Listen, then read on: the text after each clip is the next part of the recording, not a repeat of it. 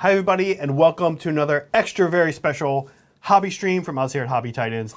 I'm joined today by the internet's Adrian Phillips. You know him, you love him. And Adrian, what are you working on today? I am here for some last chance painting with my Orks, which I'm taking to the Bay Area Open, our big local tournament that's happening Friday for me, Saturday for you. And so I've got an assortment of things to paint last minute. I'm excited to show you guys this because this is pretty typical for me.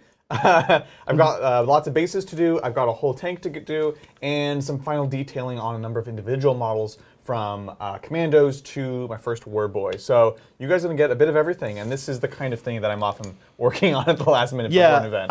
I do have to say that since I've been here at Titan Studio for about a year now, and I don't know about you, but going into Saturday, I need to have Big Morathi finished. Yeah, okay. She's in parts here. She started. She's She's assembled, she's base coated, the snake head is almost done. Oh, that's cool. I have to say that I'm like not worried at all. That's great. And we're doing a stream tomorrow. Yeah. Friday we're meeting people. You're playing. I'm playing. I have one more day than you, which is the thing. Yeah, definitely. But I just how much you and I have to paint here at the studio has made me be like, oh yeah, I can paint Big Morathi in 2 days. To a level that I'm really trying to make pretty high. I'll be fine. Yeah. Probably not something I could have said a year ago. So I owe Titan Studio for that one. We owe you for that one, let me tell you that. And I will say that is what I'm working on, is Big Morathi. So that's great. Let's jump in. Let's get creative. You ready? Let's get creative. Let's do this.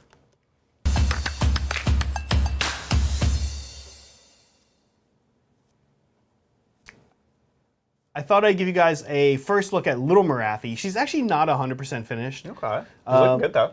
Yeah, thanks. She's got. I need to do whatever I do to Big Morathi's heart render, which is the spear. I'm gonna do to Little Morathi's as well. Yeah, makes sense. Right now, it's just like metal, right? It's just like any old normal spear. Yeah. That's not an appropriate spear for Morathi. No.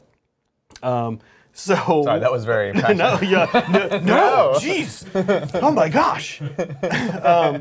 So I need to do that. Also, I finished her here today, and I've been taking the We have like 7 bottles of primer here at the studio, including 2 of gloss. Yep. But we only have 1 bottle of varnish for some reason, which makes no sense because any model that we prime, we eventually will also be varnishing. Yeah. So I'm not sure why I stock only 1 bottle that I take back and forth from the studio to my house. You like to live on the edge, I guess.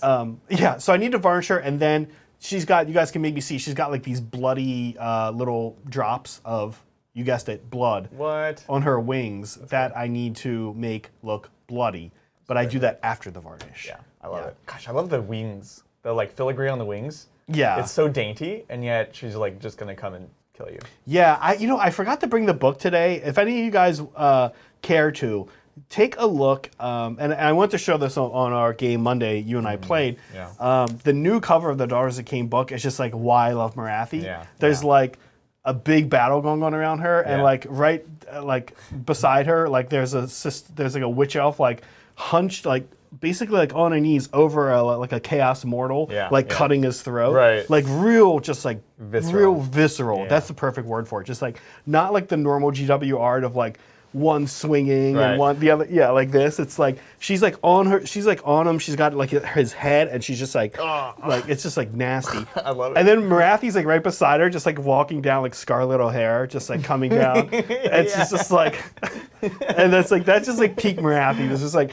everyone around is like murdering, and she's like coming down the stairs. Am I not fabulous? Yeah, she's like, I just want to say, if she was alive, I would love to check out Morathi's Instagram account. I bet it would be amazing. Yeah, absolutely. Scarlet O'Hara. That's so good. So anyway, take a look if you haven't at the cover of the Daughters of Khaine book. You'll see what I'm talking about. It's like, it's very surreal. It's really cool. It's beautiful art.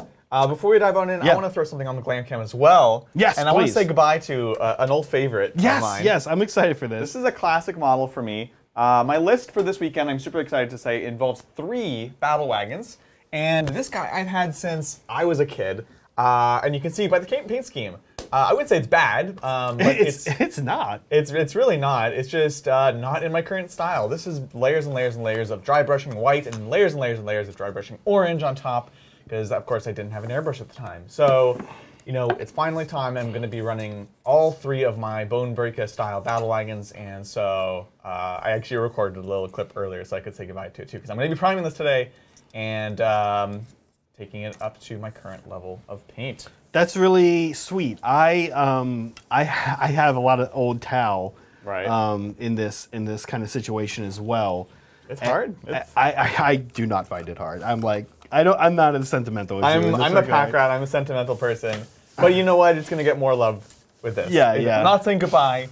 I'm making a new friend. It was pretty good. I came in and saw it, and I was like, I like this actually. Yeah, I do like it. It just doesn't really match with the rest of the things. You've leaned away from all orange and have gone Vallejo Blue Green, but left a little bit of orange. Totally. I do still have a lot of orange. Yeah, exactly. Like, it worked well. I still actually recommend this kind of technique if you really just have a brush. It works well when you're getting started, but you know. I have done this exact technique, I think, with terrain before I had an airbrush, and it's just, what he's saying is layers and layers of dry brushing. Yeah.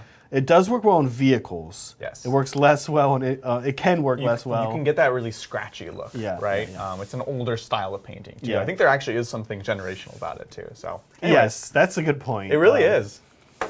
Okay, Let's dive on in. Let's jump in. I know I'm going to be working on her base as a start here. Sounds great. And look, I'm going to tell you guys, there's no way I'm finishing Big Morathi during this stream. So if you're hoping for that, I'm going to sorry and disappoint you right now. Already disappointed. But I do need to do her base. It has this, as Brett, who I see is hanging around. Hey, Brett. Oh, what's up, Brett? As Brett would call it, a tactical rock. Morathi actually has a tactical whole entire ruin. Yeah. This pillar goes As here. she would, right? Yeah. So I need to do this first and then meld it in with my base. It's weird. I actually built like the base, forgetting that both Morathis came with like a significant thematic base. Right. Okay, so you wouldn't normally do that? Because I was wondering about that. I would probably. It was fine with Little Morathi because the thematic base takes up the whole base. Oh, nice. But with this one, no. I probably would have like glued it here and then woven it. Put the train stuff, the AK stuff up here, so it's like blend it. Instead, what I'm going to do, I have another workaround though. I'm just going to go absolutely tuft and crystal crazy around these edges, and it's just going to look really like wild, like a wild area right around there. Sounds fantastic. So I thought about it. I was like, am I going to do that on stream? Am I going to put AK terrain stuff over here and let it dry? But I don't want to do that at all. No, I think that's totally fair. We've got an exciting and jam-packed chat. Thank you all so much for joining us. If you guys haven't, do like and subscribe. Subscribe to the channel. It really helps us grow and continue to do more hobby projects. I know Zach and I in particular are always looking for excuses to do more of that kind of stuff. So help us grow. Yeah. We do have a super chat from Is This Adrian? Wait, is it? Yeah, Is This Adrian has been coming out of the woodwork as this awesome subversive supporter of both tabletop and hobby titans. I love it. And suggesting Is This Adrian? This happened while you were in England. Yeah. Okay. Yeah. So I forget what happened. The world's upside down. They were using their other name, their like real name for a bit, but they were like asking questions or like doing things that made us think like it was you, like checking on me, Mel, and John, like through super chats. Yeah. And so we were like, is this actually Adrian? So this is where that comes from. That's amazing. Yeah. Is This Adrian says, well, first of all, once again, thank you, Is This Adrian. Thank you. And bad news in the Vallejo Blue Green Nautical Marines. Oh. After 2 years of calling and trying, I cannot get the paint here in South Africa. My chapter is now a deep Kraken theme, diver masks, oxygen tanks, tentacles, etc. 20th Legion color, Alpha Legion color. So I actually think this probably looks cool. Well, I'm not sure, like, what is deep Kraken? I actually don't know. I mean, I pictured like a still kind of a blue-green almost, right? Like a dark. Maybe darker. Darker. I'm imagining I'm imagining like in between Vallejo Blue Green and like Incubi Darkness. This threw me off because my custom chapter is called the Krakens. and it's painted in Vallejo Blue Green. I don't know if I've mentioned that before. You have. Yeah, isn't that crazy? I think this is going to look great. You know, it's something that we both love, nautical themes. Yeah. It sounds fantastic. I love the ocean and the beach. And I grew up near the Chesapeake Bay in Maryland, which is like major beach country. Totally. I can't imagine not living near water. Same. It helps it grounds you.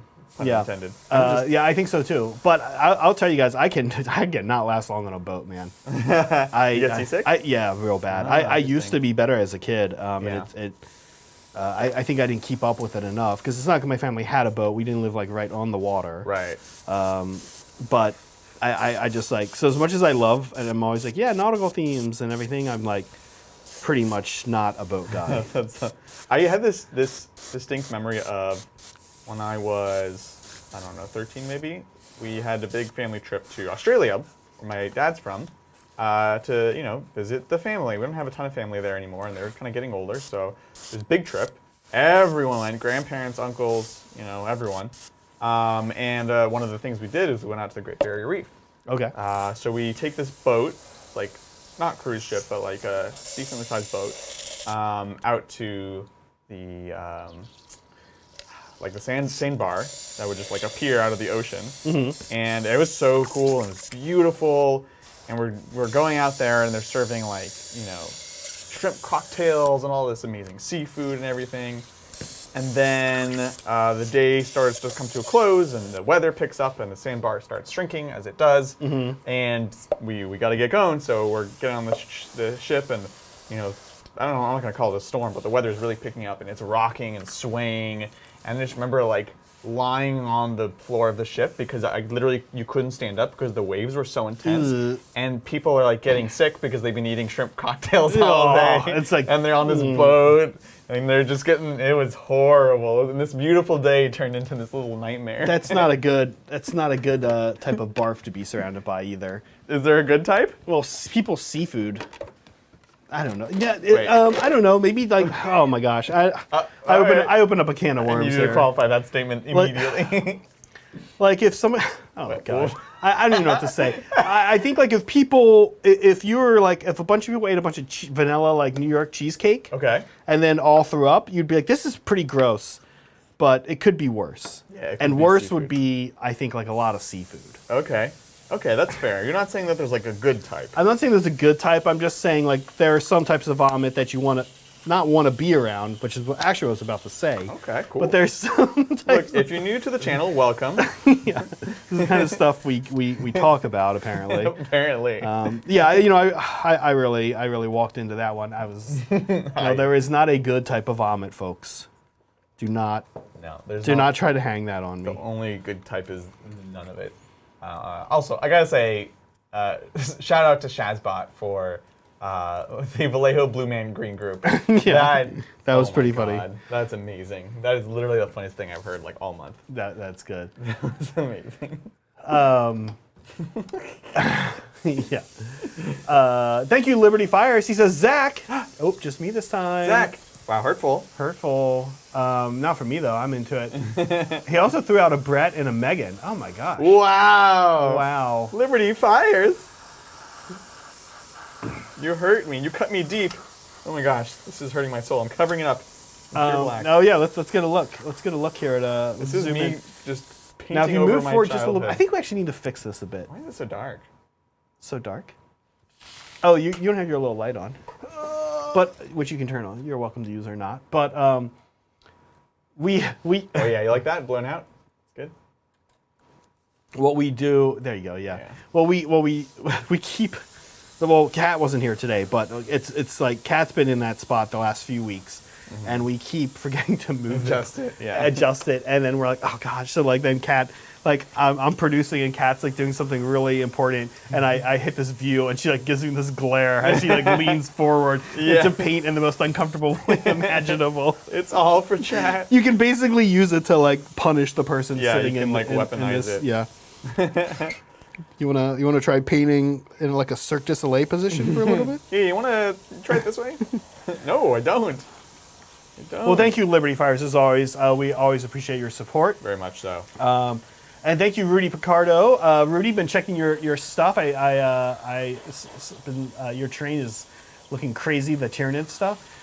He says, "Hey, Hobby Tines, I got the brush cleaner from user Stowe J's Fault and the blue raspberry paint from Turbo Dork.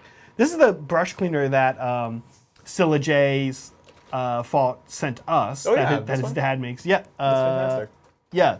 Not the one that the pink one. I'm yeah. not holding it right now. We'll talk about that in a second. Anyway, Rudy says, I am working on some small train flare pieces for my Tyranid-themed ITC board while watching the stream. Thanks again. Thank you, Rudy. That's really cool. Yeah, what Brett and I kind of stumbled upon with Turbo Dork, we've mentioned before in the stream, and I think, Adrian, you and I have talked about this too, is we find that, first of all, Blue Raspberry I've worked with all of these. No, that's not true. I've worked with like half of the color shift line, not all of it. And I will say that Blue Raspberry was the one I got the best results from. Oh, okay. Like just right out of the, I think you got to airbrush it still, but like right out of the airbrush, I was very happy with it. And the thing is, it's a good paint line. You just have to use it right. I'll say that. But I didn't know how to use it at all when I used Blue Raspberry. Oh, interesting. So I just was like, okay, here we go. Let's see what happens. Yeah. And it just worked. I was like, this stuff is awesome. But then as I started using other ones on like different colors, I began realizing like, something's, this isn't quite the magic I thought it was. Right. It's literally cheating. Yeah. Sorry. Yeah. You do have to apply a little bit of effort, I guess. Yeah. And honestly, it's not even effort. Is not the right word. It's thought into how you're going to use it. Exactly. It's not just, I don't know. Anyway, Brett and I ended up using it a lot for like airbrushing like dry brushing things and just blue raspberry. Is that a like red color or a blue color? It's blue purple color shift. Oh, I see what they did there. Okay. I like that. Yeah, blue raspberry is cool. I have a Necron Kiln team Bayonet in it. What? That's so cool. So synthwavy. Yeah. I really like, my favorite Turbo Dark color is People Eater, of course. People Eater is really cool. Nice, deep, metallic purple that I was looking for my whole life. And then their metallics are great. They're great. And their color shifts are great too. It's just, in general, you gotta like, I actually have one down here, Adrian. I also have this one. Okay. Just if it's Too small? big enough. Yeah. We'll try. We need to get another one of these like medium-sized ones. Yeah.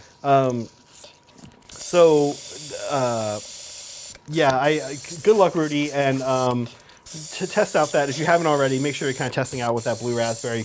I found that it actually worked pretty well. I was able to not really think about what I was doing because I didn't think about what I was doing back then. Right. And get pretty good results from it.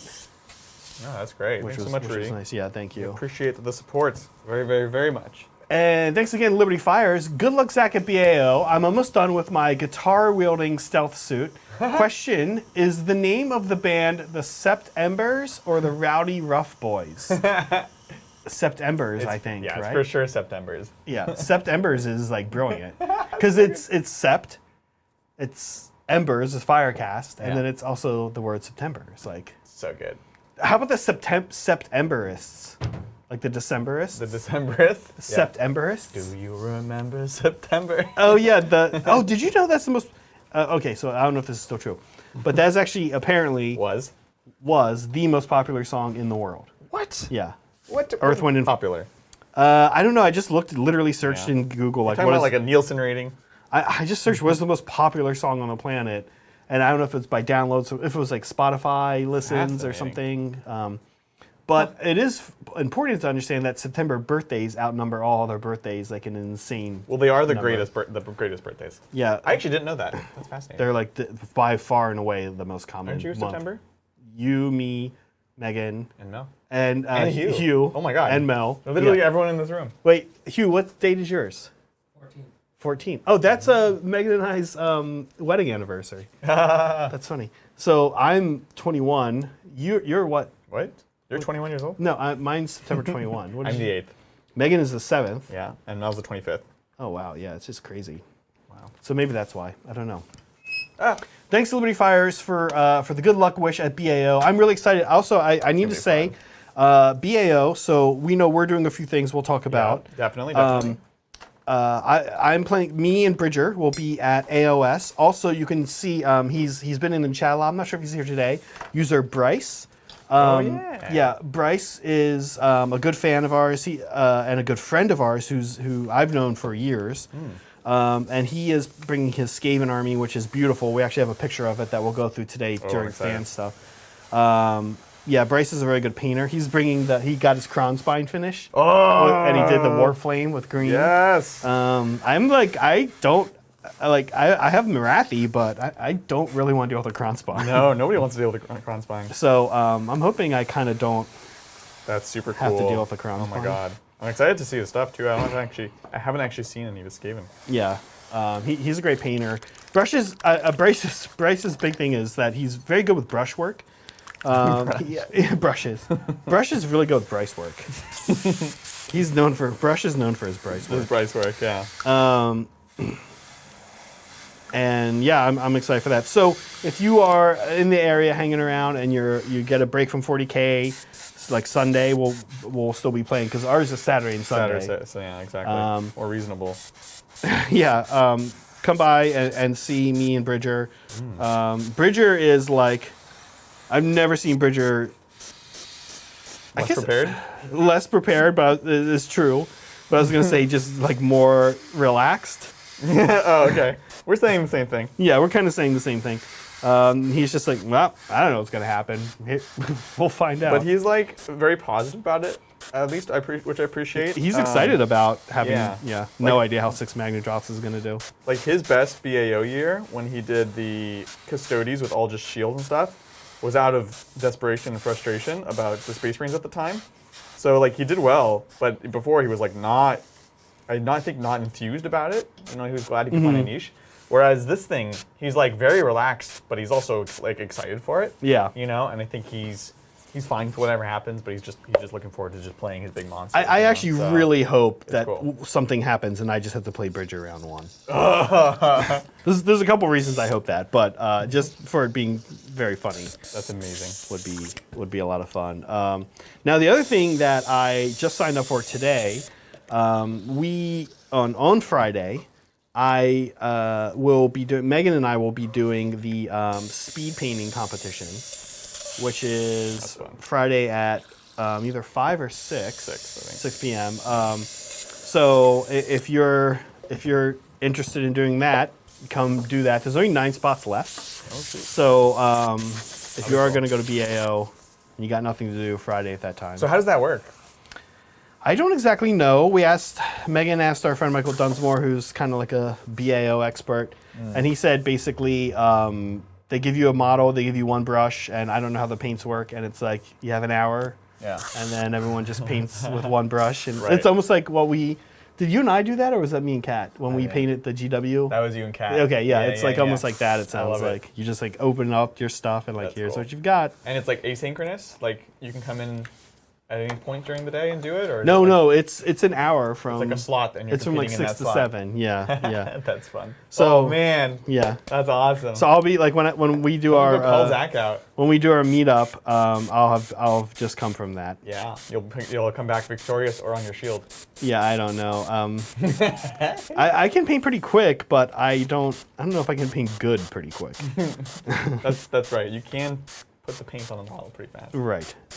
Although anyone can do that, really. Yeah. Hey, you say that. So yeah, that's true.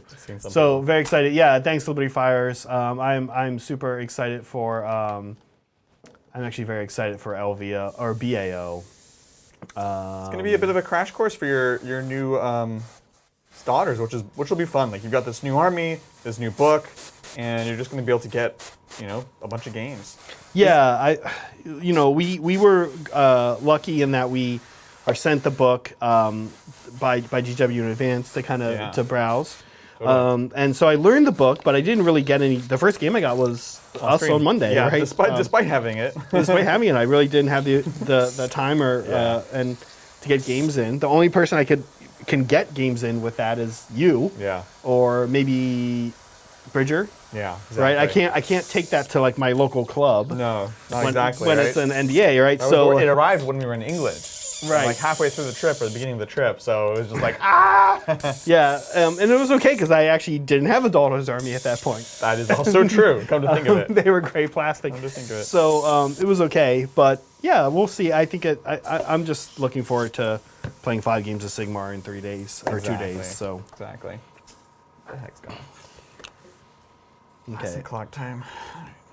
All right, so let me show you guys what I'm up to here. Yeah, working on the base. Just I do want mostly everything in this army, all the like ruins and stuff, are this purple color that I then bring up, which I'm about to start doing around here. But I did want this like pillar that she's wrapped around to actually be like not purple. Right. So I wanted some different colors, but I did give it a purple base coat, and so like you can kind of see a little bit of purple like coming through on it. Yeah, and then that's lovely. I love that. The shading is really nice. Yeah, thank you. I'm trying to think if what else I'm gonna do to it. Oh, I'll probably use the ink here. Ooh. Yeah, it's oh my gosh, how did I just did these bases. Oh, I know what I do now. I had to keep looking up how to do bases for this army. Yeah. Which makes no sense because that's the one thing you keep doing over and over again. Right. When you paint an army. Interesting. Really doesn't make sense. More space in your brain for that. Thank you, True Sherlock. Hi, Titans. I want to pin my Iron Warriors with more Dark Mechanicum blessings. I want to use the Ambots from Necromunda for something, and the Unmade from Warcry as bases, as a basis for the cultists. Any ideas what else I can do? Okay.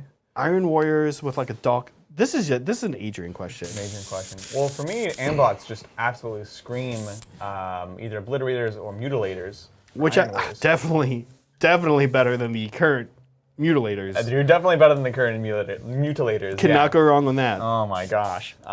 So you could do that. You could, I don't know actually how big they are. That's probably the best option, frankly, especially if you wanted to run multiple. Like if you had just one, you could make him into like a cool Iron Warriors Demon Prince. But then you really can't run more than one. So if you want to be able to run a few, I would honestly say that. There's alliterators.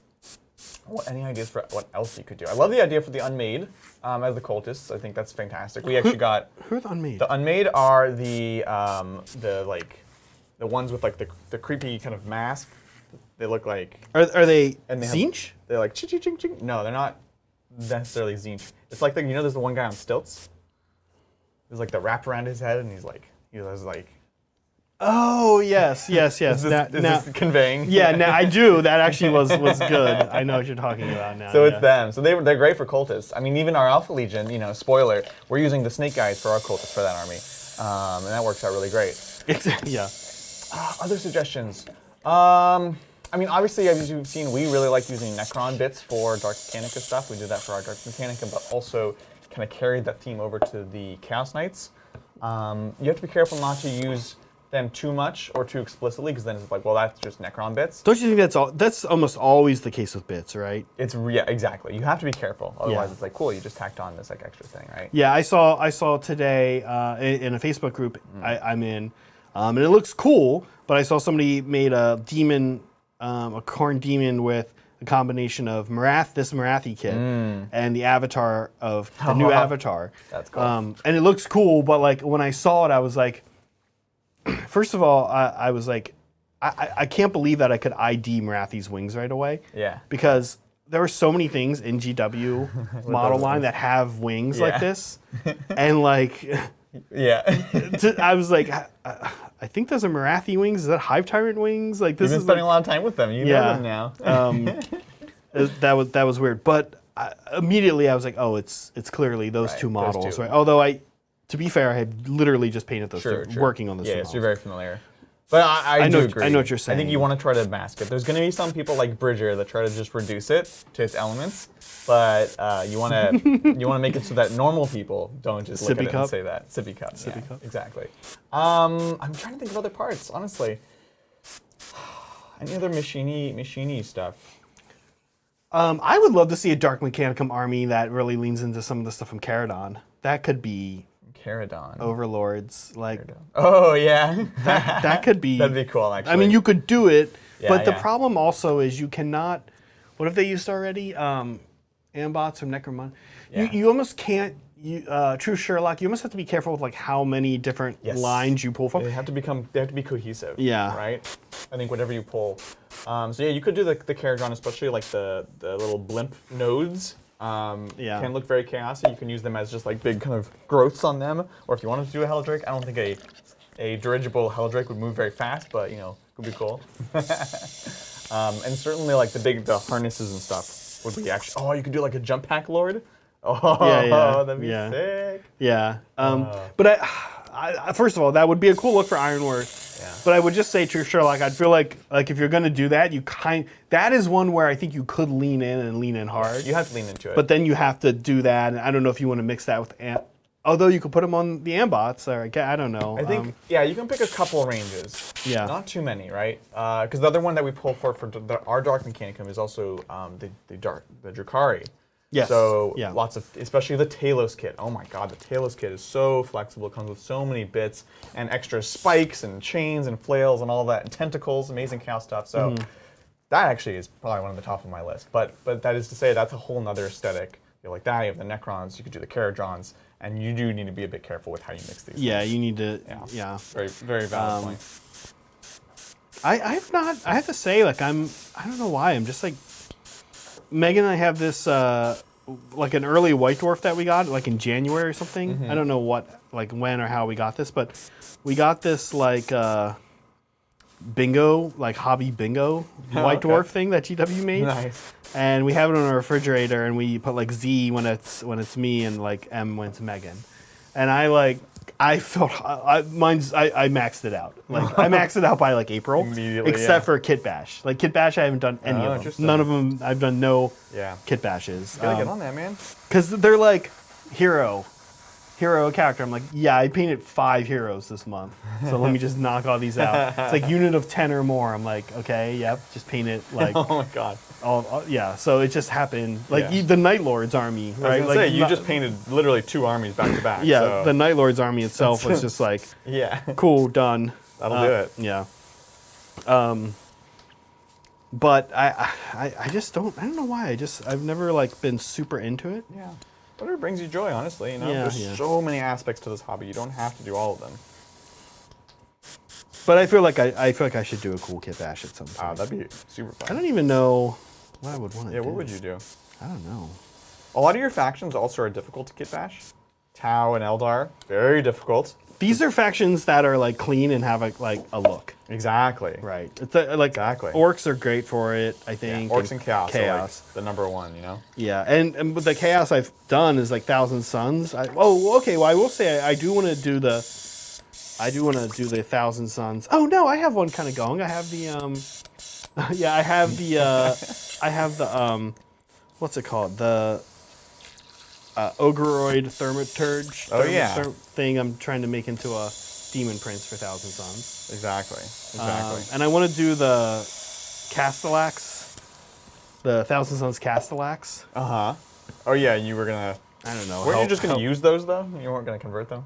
I was actually just gonna. That's not a conversion. That's a proxy. You're right.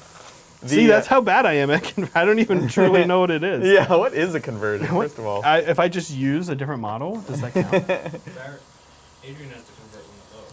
Yeah, so Hugh just passed us actually his Baharoth. Yeah. We can get him on the turntable. Yeah. Or you can, either way. Which is definitely something I need to do.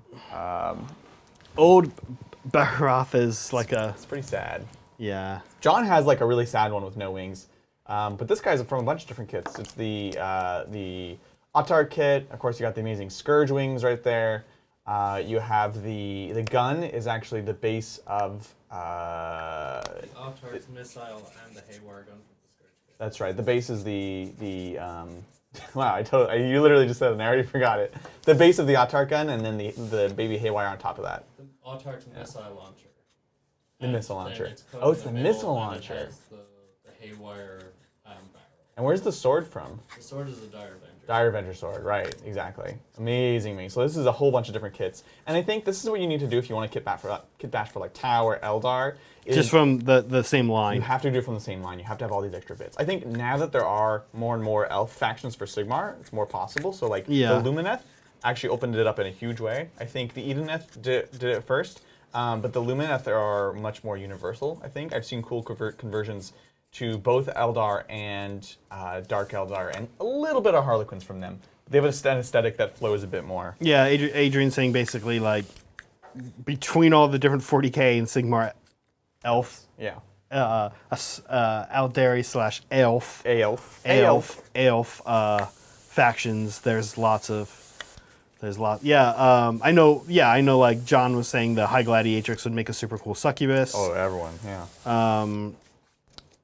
I don't know. It's hard to because the scale is like weird. So when I was doing my succubus and witches and stuff, and I was looking for kind of cool conversions, one of the things that came to mind is I wanted to use Clan Escher or House Escher heads, the Necromunda thing. Yeah, and I had actually the Forge World kit from our Necromunda stuff, but it's smaller. Those human heads are smaller than these elves. They're like big giant cartoon heads, and so it like wasn't cross-compatible at all.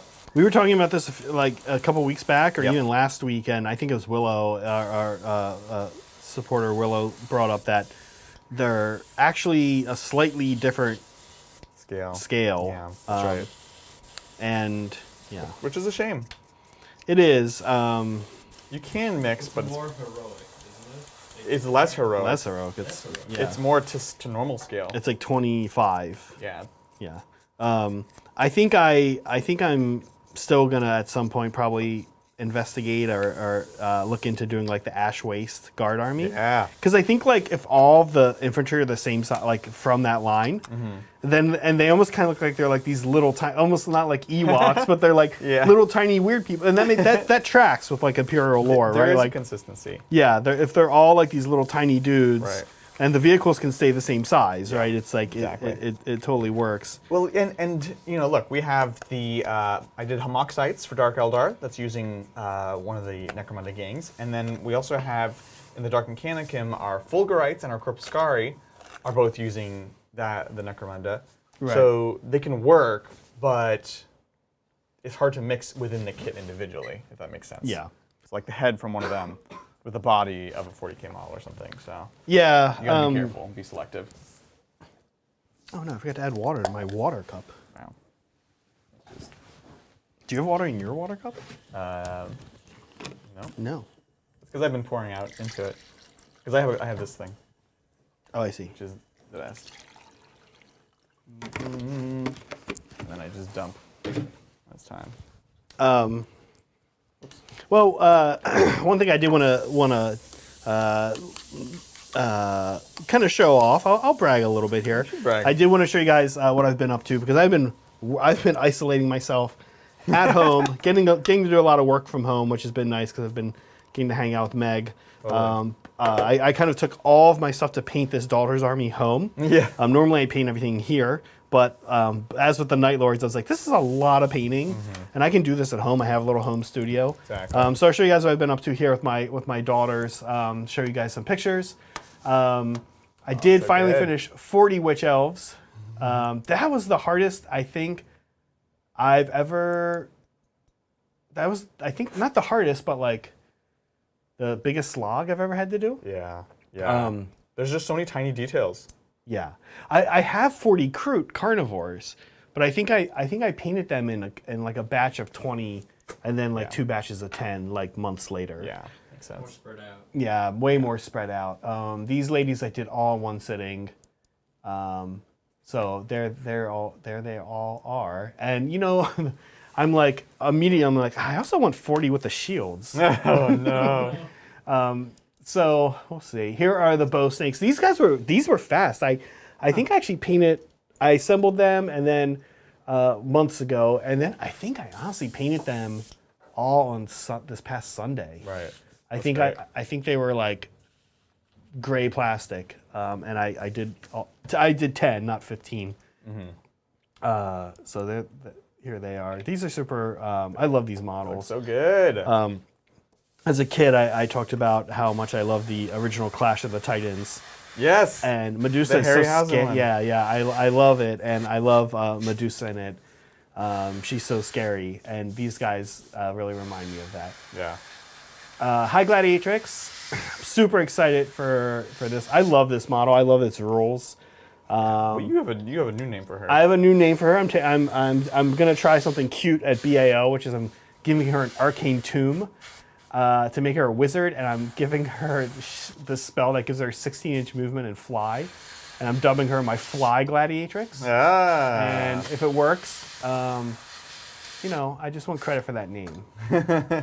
That's all you ask. Yeah, here's my Blood Rack Medusa. I painted her a few weeks ago on stream. She's just very weird compared to the rest of the army, but I do love her. Great. These guys were actually some of the first models I painted. The Morathi Hag Queen, the special Hag Queen, who I just use as a normal Hag Queen, and the normal Hag Queen in the back there. Sisters of Slaughter. These are actually way easier. I have to tell you guys something. I learned something crazy. In a bad way when I painted 40 Witch Elves. I'll talk about it real quick. So you'll notice their boots are like this very dark color that I think tracks largely as black, but they're not. They're shyish purple contrast, which is like one of my new favorite colors. It's so dark. Yeah. So with the witches, I went and painted all 40 boots Corvus black.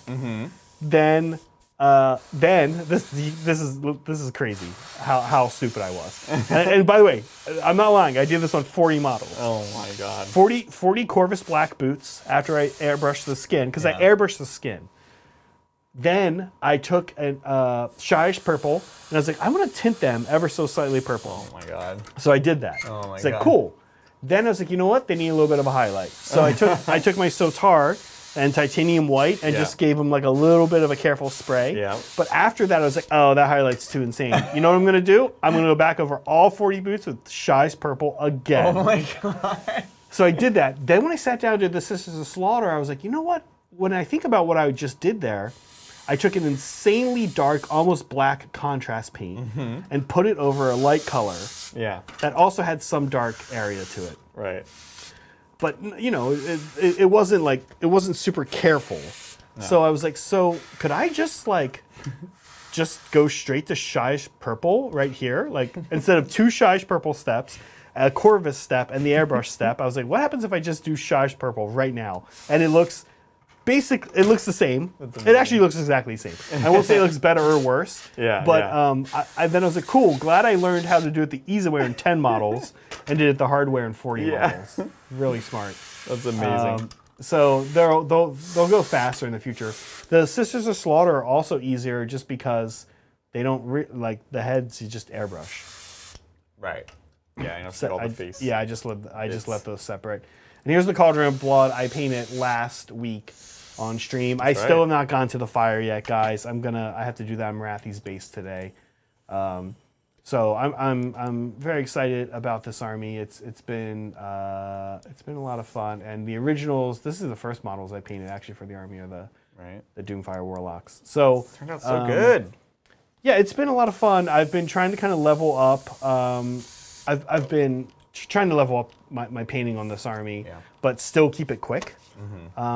I don't really want to. Originally, my plan was to take my time with this army. Right. But I actually am glad that I am not taking too much time. Oh yeah, because G-Dubs forced you. G-Dubs forced me, but also I don't really, when I think about it and all the stuff we have going on in the studio and all the projects we get to do, I don't really want to sit on this one project like that. You know what I mean? Yeah. No, that's fair. That is totally fair. Look, it turned out great, and if you guys want to see more of it, Monday, Zach and I played a fantastic game on Tabletop Titans with the new ladies versus the new ghosts, and we have some cool, Warzone clips and stuff like that of these beautiful models. So definitely check it out if that's the kind of thing you're interested in. Yeah, it was a fun game. It was wild. New Nighthaunt are super cool. Yeah. It's good to see an army get. They're suffering. I'm super pumped. I'm even more pumped after that game for that army. Yeah, I think so. Earlier today you said your favorite Sigmar army was Gloomspite. Yes. Is that the army you like playing the most, or just the most flavorful? What does that mean? Everything. You play a lot of armies in both systems. So I've often kind of been curious. What is your Yeah, like how do you designate like this is my favorite army? What does that mean to you? Yeah, I'm not really a favorites person normally, but Me either. Gloomspite gets. Mel's a favorites person. She's like, oh, what was your favorite thing on this thing or this like trip or whatever? And I'm I don't know like what the you. favorite thing is. And then she always cheats and she's like says something abstract. Like my favorite part was spending time with you. I was know, like, oh, come I on. know. I knew that's what she was going to I was about to be Seriously? like, I know what Megan would say, yeah. Spending time with you. That's like not even answering your own question. Well, listen, I've been married, I will say I've been married for almost 14 years now. And it's not one of those things where it's like, now I say that too, but I actually do say that too now. Technically, I'm like, just spending time. Well, I with you. definitely turned it back on her. I was like, that's what you say. Anyways, so the Gloomspite gets. I was always a Orcs and Goblins player, but really the Goblins over the Orcs in fantasy. I actually played mostly Night Goblins and like kind of Orcs just because like Orcs are cool, but Night Goblins are where it's at. And so when the army was renounced, I just like lost my mind because I love squigs. I love that intersection of like whimsical and silly in like an otherwise pretty serious kind of game. Yeah, and Stylized, and you know? currently in Sigmar, like destruction is scary. The Yes. destruction forces are all Not actually nice, boys. They're very terrifying. Yeah. Like Orcs in Sigmar are not like Orcs in 40k. No, They're no. like elite almost. Yeah. They're like elite, scary tribal warriors. Yeah, Like you like exactly. Yeah. And I just love that the style being stylized and having more character. You know, it's like in World of Warcraft, I'd play like the gnome warlock because it's like very stylized and kind of silly, right? Yeah, yeah. So aesthetically, I love what they offer. Just lots of character, lots of flavor, interesting, bright colors. But then the way they play also synergizes really well with what I like. To me, they play a lot like Harlequins. At least they used to when they like first came out. Because you would have like these mega mobile kind of flying units, jumpy units that would make targeted strikes, and you would have to play really cagey. You'd be like teleporting all over the place. They can be a little fragile. They right? can be fragile if you mess up. Yeah. And so they just have been like my favorite intersection of like all the things that I enjoy as far as like the lore, the aesthetic, painting, and the actual play style. So That is like a good litmus test for a favorite army. yeah, that's what it has to do for me. Does what army ticks all three of your play style, lore, and visual boxes? Right? Exactly. Yeah. That's why it's funny because in 40k a lot of the time orcs aren't my play style, right? I play like very cagey normally, and like there's been things said before about green Tau and stuff like that. Yeah. But with Gloomspite, it's like 100% match on everything. Yeah. What about you? What's your favorite? You can pick a system. Well, Right now, what's your favorite? And don't say it's playing against me. I honestly have to say that currently I was stepping away from Tau, but with like the current book Yeah. and Dalyeth and the way they work, like it's probably Dalyeth Tau in 40k. Yeah. For sure. They're fun. I love the like alien. I always thought like in Halo the concept of like these aliens that show up and they're like unified. Yeah. I wish CW played with it a little more and kind of like brought forward how scary that sort of is. Right. Because that's otherwise lacking in the 40k world. Yeah. And the fact that like, hey, Tyranids are super scary, we know that. But what about like, there's actually like insane number of species in the Tau Empire. There's only like three, but there's like 20 some or something like that. And most of the other aliens are all very fractured, right?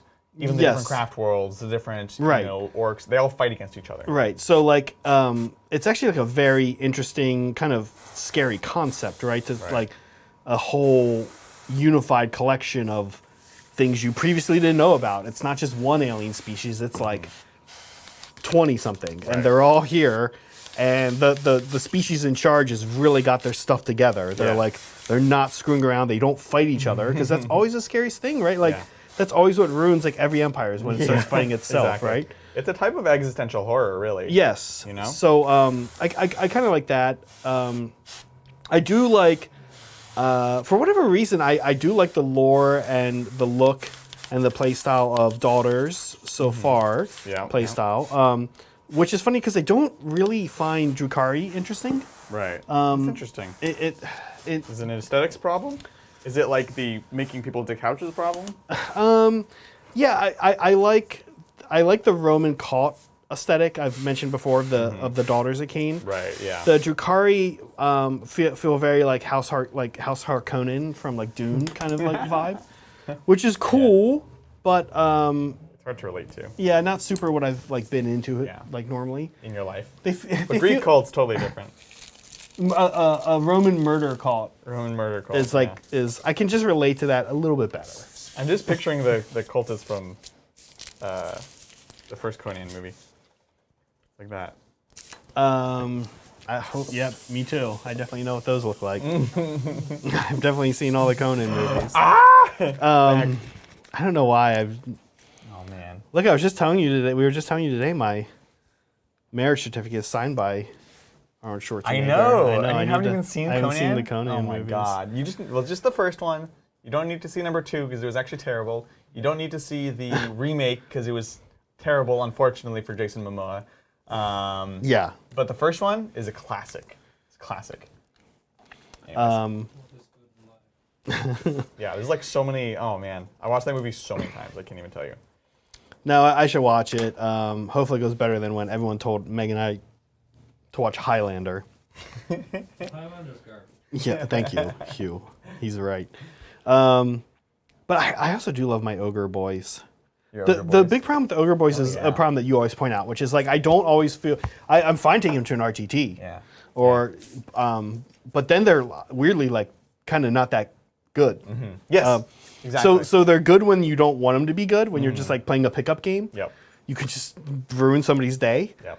And then when you go to an RTT, you like either ruin somebody's day or you kind of walk up to the table and you're like, this is going to be hard. This is going to be very hard, right? And I don't feel any longer like I can't win. Like I feel like every match I have some ideas of at least what to try. Totally. But at the end of the day, I'm not good enough with them, or probably Sigmar in general, to like be able to confidently pull out a win against. Even Gargants are like just very hard for them to beat. You have Even Gargants. Gargants are a strong army. they're a strong army, but you have to like herd your whole army up, Yeah. and go all of them into one, and Right. hope. Meanwhile, they're like choosing to stand still, which Yeah, of yeah. course they're not going to do. Right. Right. So you're fair. kind of like, let's see how this goes. You're faster, but it's I don't know. Yeah. No, that's a valid point. They're fun, but they're skew, as we say a little Not bit. everyone has to have favorites about everything. Yeah. What I'm doing right now is I am doing the undercoat for some stenciling. So I'm taking some, this is bone white from Vallejo, but you can use terminus stone or whatever. And so I'm just kind of picking out some panels where I'm going to do some nice orc checkers. So I'm going to do some here, some here. I kind of want some to be visible from the top, but I don't see any like nice big clean panels other than the one that I'm already doing. So I guess we'll go for the side ones. And then I'm going to want to let that just sit for a while and start to cure so that when I do put the stencils and take them off, it's not going to just rip the whole thing off. My other battle wagons are almost entirely black, so I think I might still stick with the black scheme. Once upon a time, I was going to do one black, one orange, and then one blue. But if you do that with all your vehicles, it starts to get a little bit mismatched.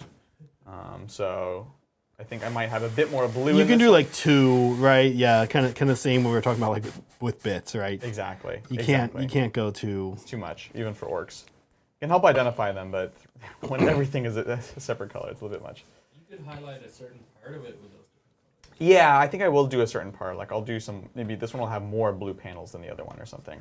But not the whole thing. Meanwhile, I'm still over here working on Morathi's base. I painted up a bunch of crystals to have ready to go, and I just used like a lot of them on her base. I guess that was always going to happen, right? Like, Yeah. this is still I got some good advice from a local player who has built Morathi, and he told me like you have to just really be thoughtful about how you put her together since she wraps around a pole. Yes. Because that's not Normal? normal or easy to work with. So I'm leaving this off for now. Yeah, you have to. Yeah. Which is, it works fine for you because you're a maniac and paint very fast. But imagine you're like a normal speed painter and you want to play with your Morathi, but you also want to get it painted up.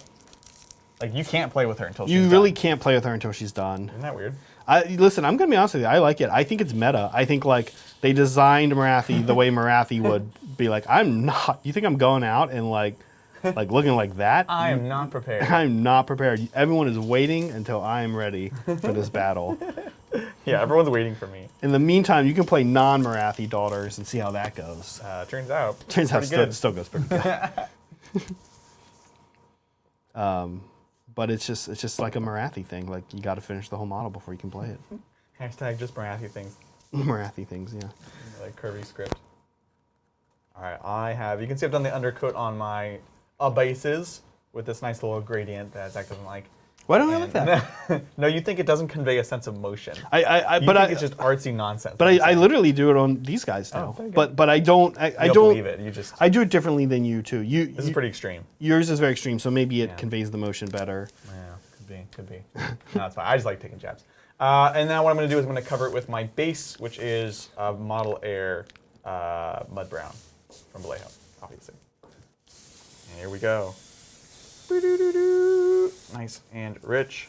Thank you, Rudy Ricardo. Once Rudy? again, as always, Rudy, thank you. Appreciate Hi, it. Adrian. I started watching Hobby Titans 2 months ago and didn't know you had content until a recent tabletop, until Titans Battle rep. I enjoyed the Gene Stealer Called Banner tutorial and Orc Terrain stream. Yay. What advice can you give making practical Xenos tournament terrain? And this is really a guy that asked for this. Yeah. Because even when I make terrain, I before I knew Adrian, previously always went to Brian and was like, how do I make this work? And Brian would say something like, just make it look cool, man, it's fine. And then I'd be like, yeah, but are you going to use it? He's like, no, absolutely not. I'm like, okay, so how do I make it so you're going to use it? He's like, okay, do this. But with Adrian, he's nice enough to skip that first step for you. I'm nice enough, but maybe I'm just mean enough to tell you the first We probably time. need to stop making fun of Brian and his voice. Without him being able to defend himself.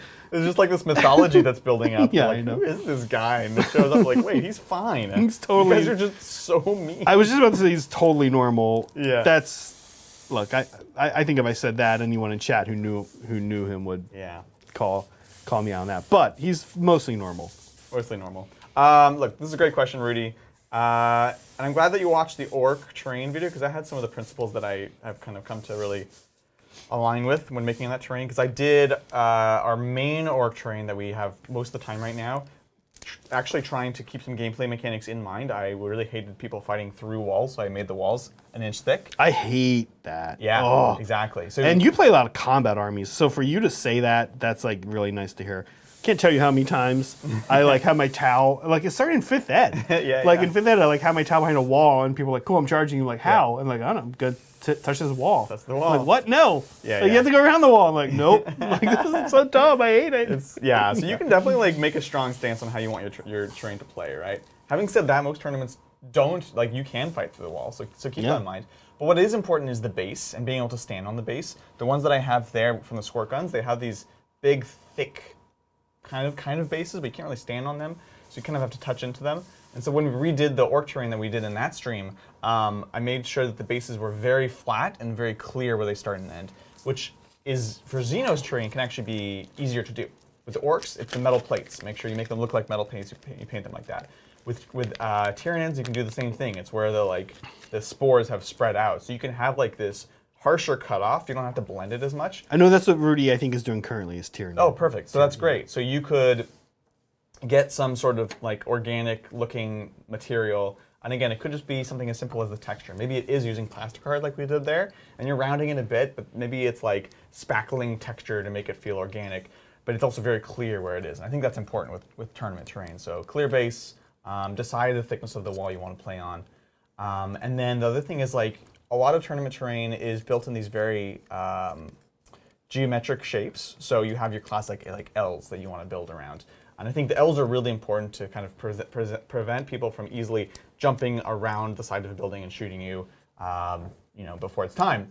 And that can be awkward with Xeno stuff because it's pretty much all curved. Like, especially Tau and Eldar. Tau, Eldar, even mids. Like, there's going to be no 90-degree angles, right? It'll be like maybe hexagonal or rounded, but 90 is tough. So that one, what you can do is you can find excuses for why it's maybe more square. So For example, you can have like the L maybe is this sort of bio kind of wall, and then to kind of you have this like rounded shape, and to sort of turn it into that final square, you could have like an extra big tentacle coming out the top that kind of just fills that space, right? So you can have the aesthetic of like clearly not 90-degree angle walls, but the end shape ends up being like that. Yeah. So those are a couple things you can kind of keep in mind.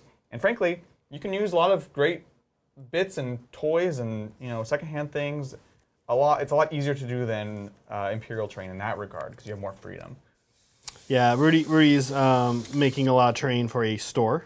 Oh, that's Rudy. Yeah, that's great. In the Atlanta area, I believe. That's fantastic. And which is awesome. And I think asking is good. I'm glad you're asking because I so many people make. I will say that. You want to name names?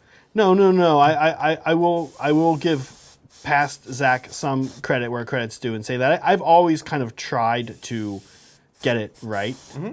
The big problem that I learned is that I didn't do things that I should have done to future-proof it. Mm-hmm.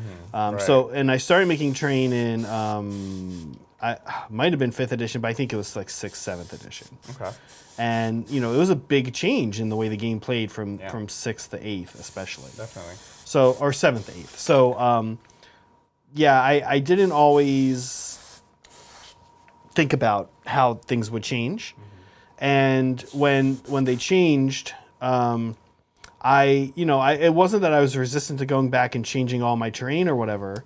But it would be understandable. It was a lot of work. Yeah. Yeah. So understandable. Yeah, it's just a lot of work. It was a crazy amount of work to be like, hey, this really cool board you made? Yeah. It just doesn't work now anymore in the game. And it's like that sucks. Yeah. Because I spent a lot of time on that. Exactly. But it doesn't have to be that way. You can future-proof a board. I agree. I feel like, correct me if I'm wrong, but one of the big things is we talked about bases, but like bases being important or not important. Mm-hmm. I feel like that constantly changes. And so don't glue right. So my new thing is new thing is I just don't as many things as I can not glue. Yep. I not glue. Yep. Like whatever can just be like yes, instead of the people in my narrative club reaching in, picking up a piece of ruin with the base on and setting it down, they're like, now I have to pick up the ruin, and now I have to pick up. But it's still it's all better in the long run. It makes it makes it just so much more playable. Exactly. That's a very good point. In fact, Mossy City, you guys, if you watch Tabletop Times, will notice that has not been in the rotation because that was one that you did glue it, and you wanted to kind of redo that. Yeah. With a more modern design aesthetic. Exactly. I mean, modern Zach design aesthetic. Modern Zach is that, yeah. And I also just want to. This is the first board I made. So I want it to be. I want to like really go hard onto it and make it like super cool. You know what I really want to make on it? It's not something that will have rules necessarily, but it'll just look amazing on stream. I've always wanted to make a highway. Oh yeah. Like an elevated highway that goes across, and like I want to do that more anyway, where there's like something in the game that like doesn't even have a lot of rules. Yeah. But it just looks like epic. And verticality is great. Verticality just looks good. PlayOn, I think, has a highway they did for one of their games. Highway, yeah. You should check it out. The whole highway thing is just like a highway that cuts through the city. Yeah. And even if like we say, we're not going to go up there, we're not going to put things that fly up there and sit up there. It just looks cool, right? Zach, some people say that life is a highway. Yeah. What do you think about that? I think I'm gonna ride it all night long. That's good to hear. But not tonight. Not tonight. Not the next few nights. I need to get sleep. I need paint. Dude, I feel like doing 4 consecutive stream nights right before BAO was not the best idea for me. Well, tomorrow we're streaming not at our normal time, right? No, we're streaming earlier at 12 p.m. Pacific Standard, so we can get a little bit of rest before the weekend starts. Which is exciting. So if you are, depending on where you are, heads up. You might, if you're in the UK, it's very late where you are right now. So you probably aren't in the UK. You're probably not, yeah. But if you are, then tomorrow's stream will not be that late for you. Actually, yeah, if you're watching this tomorrow, right now, for you, we might be about to stream on Tabletop Titans. So go look right now. Future people from the UK Yeah. that are in the future right now for us. Is that how that works? Yeah. There are future versions of us. Yeah. We're in the future right now. In the future. And they're in our past. Interesting. Time is a flat circle. You're getting it. You're getting it. And life is a highway. And life is a highway. It's all coming together. Well, thank you, Rudy, as always. And thank you, Omnisci Sphinx.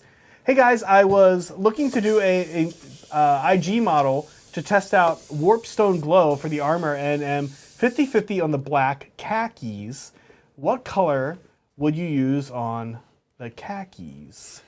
Black khakis with Warpstone Glow? Warpstone Glow is not as intense as it sounds. I don't know if you're familiar with this color. I bought it at one point. Wait, Warpstone Glow? Yeah. What? Familiar? No. It's not like a moot. It sounds like it's a moot green, right? But I don't know. it doesn't. That doesn't. Warpstone? You know what Warpstone? Warpstone Glow. You hear that and you think that sounds like that's warp green, moot green. I'm like, I don't know what does any of this stuff mean. I'm scared. I don't know what they mean. I don't know what. Do you know what Warpstone is? It's Skaven. Yeah. It's like bright green, glowy. Right. rocks. Okay. Yeah. All right. So I'm not totally crazy. No, you're right. Okay. So I would say, anyways, it's a darker green, and this is all a moot point because basically I'm gonna. Pull moot it up and show point. it to you. We're soups. Oh. Right. Warpstone green. Not to be confused with moot green, which is literally just a different color because it's named differently. So it's more like a Kelly green, actually. Your favorite. It's not my favorite. I just think it gets a bad rap. It does get a bad rap. Yeah, you like that pixel picture? That's great. Yeah. That's great. Okay, but I get it. Chat. Yeah, that's the picture you showed me. 'Cause look, that's good. It's the value is like right there. So this is for the armor, and then black khakis. That's interesting. It might be very dark. This green is relatively dark, and then black on top. I want to do like light, like tan. Like khakis. Yeah, I that's what I would do. I totally agree. I think so. Unless you're totally going for like a Angelina Jolie Tomb Raider kind of vibe, where it's all like raining all the time, everyone's in black with like night goggles, then maybe you could stick with this. But otherwise, I think the khakis is the way to go. I would do, I green and like bone is an awesome color combo. I love that combo. So that would be one idea. Now I'll toss another one out. Yeah. Super light gray, like Administratum gray. Yeah. Not Mechanicus standard, although that's what I'd probably use as a base. But then like super light gray and green also look cool together. Totally. For me, green and purple are like these two colors that just look good almost with any other color. It's so funny because it doesn't sound like it should work. Like that's Barney colors. No. Green and purple together, no. Sorry. It works though. No, you might have seen them on Tabletop Titans. Yes. What do we have that's green purple that looks good? Nids. My Eldar. And the Nids. Your Eldar, yeah. Be careful what you say The Nids now. are they're both accent. No, sorry. But here's the thing. You do have to have the values be very different, right? Yes, yeah. So like we're talking, both of these armies are like a neon green with a like dark purple. Yeah, you need that contrast of the very bright tones with the dark tones. If you meet them in the middle, if you bring them both down, that's where you get Barney, right? Yeah. So I say this because I was adamantly against it for years, and then I found myself with like 3 armies. No, I guess what you're not wrong. happens. You gotta I guess what I was saying though is like I find that green and purple are like separately from each other work well with like I love the way they often go with neutral colors like tans and grays. So I wouldn't do dark. And look, in general, Omnisci Sphinx, if Kat was here, she would tell you the same thing. Kat and I like brighter colored models. I would definitely go like the tans, bones, khakis, literally, and or like light gray. I'm trying to think if there's anything wild you could do. Like I want to give them a wild card option. You never go wrong with blue green. Blue green. I was thinking, I was thinking like super. Duper. No, okay. I think very light green, like dark green and very light green. Yeah, Like a pastel green, or yes, like this color right here. Cam. This is AK greenish white. Greenish white. Wait a minute, that's a white color. It looks white from here, but it is like very slightly green. Okay. I like monochromatic armies. So like I think a really cool look. What models are these? These are guard. Just guard. So oh man. I assume Kedian model. Okay, your armor is the kind of Kelly green. Your cloth is this light green. And their skin tone is like yeah. No, their skin tone is like brown. Oh yeah. Yeah, because you have this light cloth. You really want darker toned skin.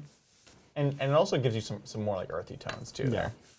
I mean, hopefully, whatever skin you do, it's gonna be earthy. Yeah, it'll be aliens. Yeah. It's a little wild. I'll give you that. But that's my wild. You did it. Recommendation. I'm gonna show you guys real quick because I'm not doing much orc flesh today, but never miss an opportunity to talk about orc flesh. You can see here I've done the base coat in a white, giving it decent coverage, and then maybe this guy shows it a bit better. Yeah, from the bottom up, I have the orange, which is called. It's not zenithal.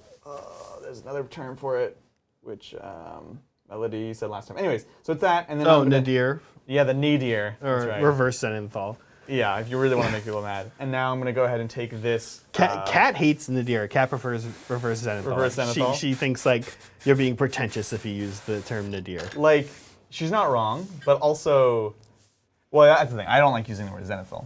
Oh, I see. I just say spray paint from the top. Yeah. It's funny.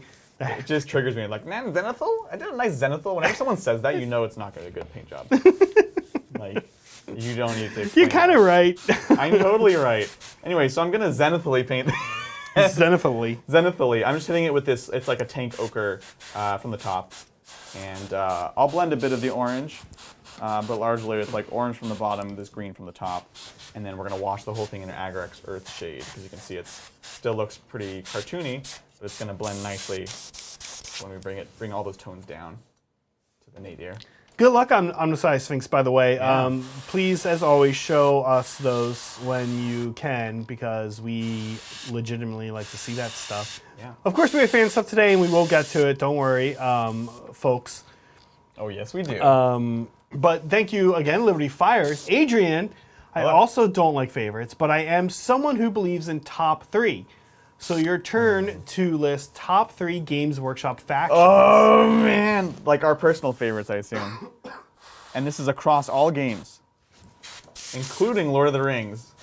Oh. And Battlefield Gothic. Before, as he thinks and does this, I'll just show you guys real quick. I think I mostly finished the Morathi base. Cool. I might have to do a little bit more on the pillar, and I didn't do the fire yet. I'm gonna go home, do the fire, and at the same time that I do the fire on the carts. I'm gonna do like a blue fire. I've resisted any red or green in this army. Good.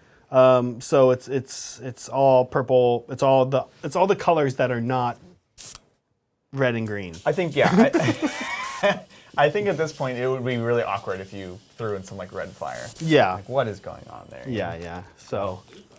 Yeah. Maybe some Liberty Fire. Yeah, Liberty Fire. Okay, so Liberty Fire says put you on the spot. What do you think? Yeah, so top 3 factions. Yeah. Well, obviously my number 1 of all time has to be 40k Orks. I mean, it doesn't have to be. This is the chance to... Set the tone. Yeah, I know, exactly. Is that what it is? Tone. I love Orks. Okay. I mean, no, yeah, I'm trying to give it an honest thought. Let me think through it. So obviously Orks, 40k Orks. Gloomspite Gits are definitely in the top 3. Are they 2? Are they 3? I'm not sure. And my other one would probably be, let's see, for fantasy, do I have another one that's really, it's tough because a lot of the armies are still so new to me, you know? Like literally they're new armies, like Karajan have not been around for that long, or whatever, you know, Soulblight Gravelords. Oh, I see. Even Nighthaunt, that's a new faction to me. It's like 4 years old. Eldar? Yeah, so it's definitely a 40k faction. Is it Eldar? Can I cheat and just say Eldar? Is it a Chaos faction? not CSM, although they're dear to me. So if it was a Chaos one, it would be Chaos Demons. Which, Oh, interesting. which we haven't seen a lot of lately because Hugh and I are talking about this. We just haven't had a lot of love for Chaos. Would I put them above Eldar? Oh, this is really hard. Oh my gosh, this is difficult. I feel like it is 40k Orks, Gloomspite gets, and then is it Eldar or is it Chaos Demons? That's interesting. What would you pick for, like, what would you peg me for on the top 3? In terms of playstyle, I think Eldar. You like the janky. Yeah, I might have said Harlequins. Yeah, I feel like you like Harlequins. that's why I'm cheating with Eldar. Like on the channel on Tabletop Titans, like you haven't really played Craft World since the new book. Maybe once you did. Well, there's a reason for that. It's mostly me and John. It's because, like, when you guys had those armies, and you guys, no offense, played less armies. Yeah, exactly. make sense That's for me to that's not an offense, but Yeah, like. I could do more good for the channel playing other things. I see. So I've wanted to, but Oh, I see. yeah. I'm actively like haven't been. I've been doing the Harlequins. It's vice versa for John. I'm saying I'll play the Harlequins on the channel for now because the new factions are so complicated, and he plays Harlequins too, but he's gonna take a back seat on them. Yeah. So. That's fair. Yeah, I think I would have guessed maybe Harlequins. Yeah. I don't know, dude. I mean, like, you're right. The thing about saying that they're new, but you really love your Soulblight Gravelord. I know. Well, that was the other one that came to mind, honestly. Maybe they're 4th. Maybe it is 40k Orks, Gloomspite gets, Harlequins specifically. I'll be more specific than Eldar. And then... Would you like Harlequins or Drukhari better? Harlequins. The Drukhari are cool. I like them a lot. But Harlequins they like connect with me deeply. And they've always been my playstyle. Whereas the Drukhari, at certain, like, when I started collecting Drukhari, they were not my playstyle. Because there was tons of boats, like boat spam, efficient units. Wasn't really my thing. The current Drukhari is more to my liking, but the Harlequins have always been to my playstyle. So if we're talking about like overall history of an army, I would definitely put Harlequins. Okay. So that's my top 4. There you go. Yeah, you got a bonus. Yeah. What about you, Zach? I don't know. It's hard.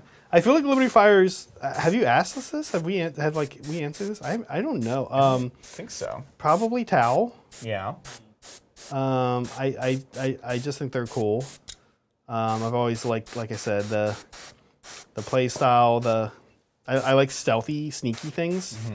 And I like annoying things is what you usually annoying say. things. And I also like, one of the things that attracted me to them was like, I like the way that they like think it's weird that you would put a giant flag on the back of your backpack and go into battle. Yeah. Because I think like that is correct. And I'm not like, we always give like Bridger stuff for being like too literal and too much of like a computer. I'm about to. But like in this instance, I'm like, no, this is like one time where this is like where people like Bridger are like, right. Like you don't want that stuff, right? Do you not like bare heads either? No helmets? I do not. Or all helmets? I do not. I've never painted. I'm the same. I hate bare heads and armor. Yeah, Hugh agrees. I do not like. Yeah. I've never painted an elf, a Suryani face. Yeah. Oh no, that's not true for my Rangers. Your Rangers. Yeah, the Rangers. They're just slacking. But like it's the same thing I'll always say with it. Like, do you like think the guys that aren't pointing their guns can't shoot? No, and you're not wrong. I get that. Each model is a diorama in Each time. model is a diorama in time. That's very true. And also, like, ultimately, the rule is what looks cool for me, right? But I happen to think the helmeted heads almost always look more cool. Yeah, that's fair. Look, you're allowed to have your opinion. It's just wrong. That's all. Yeah. Okay. Wait, what does that have to do with Tau being your favorite faction? I like. Oh, the no penance and stuff like that. I just like I like how they're like.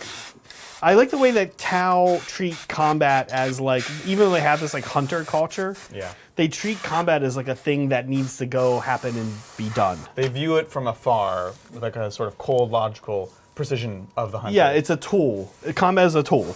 Yeah. Right, to a means to an end. It's not like, there's no like, hey, look at my stupid sword from 10,000 years ago. Exactly. Like, I can't wait to kill the chaos, the Adeptus the Heretic Astartes commander with this sword. Nobody else do that because that's for me. Like they don't care. They're just like, and they don't really hate people. Like they're like not relishing the violence. right. I'm not saying they're not evil. It sort of talks like in the older codexes. It talks a little bit about how like it doesn't say like when they fail morale, it's not because they're scared, but it talks about how like their morale is like failure is more a representation of like we should head out. This is not good. Like we're losing resources now. It's like we're not necessarily scared, but like it doesn't make sense to stay here. Yeah, that sounds like some Tau self-writing lore. Self-writing Tau. Oh, they're not scared. They just decided to leave. So I guess I like Tau for that reason. I do like a Suryani as well. Yeah. They're super cool. I think I think the daughters are super cool. I love the lore, but listen, I also really can identify with Beast Claw Raiders and Ogres. Like I love the idea that the big thing that the major goal is just like what can we eat? Like just like let's like go find some cool stuff to eat. I think we all have our inner man eater. Yeah, they're just like, hey, I'd like to go over there and eat whatever's there. Like I'm not really like we'll see what happens, right? That's amazing. It is a tough one to answer. Such a tough factions. question. Philosophical. I do think the daughters are cool. Like I said, I love the Roman call. I also am a big fan of. This is gonna sound psychotic, I know, but I love that they're just like, you know what we really like doing is just murdering and killing. Like it's just like that's the opposite of the Tau. Well, no, because the Tau are like that too. The Tau they don't like to hold objectives like and hold ground. They're like, let's just kill. Yeah. Like they just love killing. And when I play, my play style is like just love killing. That's like my favorite play style. And also leaving the table. Leaving the table and just love killing. Those are like my favorite. Those are like my play styles. Like if I lose a game but table my opponent, that's like inside. That's a win. That's a win to me. Like I love just like you won a lot of games then. Yeah, I love like having like 2/3 of my army left and they have like barely anything left and I lose by like 2 points. Yeah. I learn. I'm like, cool. I need to push a little bit more, but also, man, I got to kill a lot of stuff. I know it makes me sound like a disturbed kid who like killed pets and stuff, which I was not. You weren't? No. And do you currently? No, I like animals too much. You don't like animals? I like animals too. Okay. No, I like animals. I don't like animals too much. I don't like animals too much, so I can kill them. Yeah. No, definitely not me. Thank you, Mortifactos Miko. Hey, Titans. Good luck, have fun at BAO. I'm painting Orc Commandos from Kill Team. Yes! I thought painting Orcs would be easy, but man, they have so many details. Any tips? Boy, Mortifactos Mikos, I hate to say this, but Orcs have been a thing where I'm like, oh man, I do not want to paint Orcs. They have too many details. They're so detailed, and the commandos are even more detailed because they have so many extra straps and clips and threads and other things. We'll show here. They're so detailed. Yeah, I'm working on, actually I have today, because my BAO list for the first time is running squads of 10 commandos, and the thing that unlocks is a bomb squig, important, and 2, the awesome battering ram, which is a great weapon. You just can only unlock it if you have 10 or more. And it's just like, there's so many straps.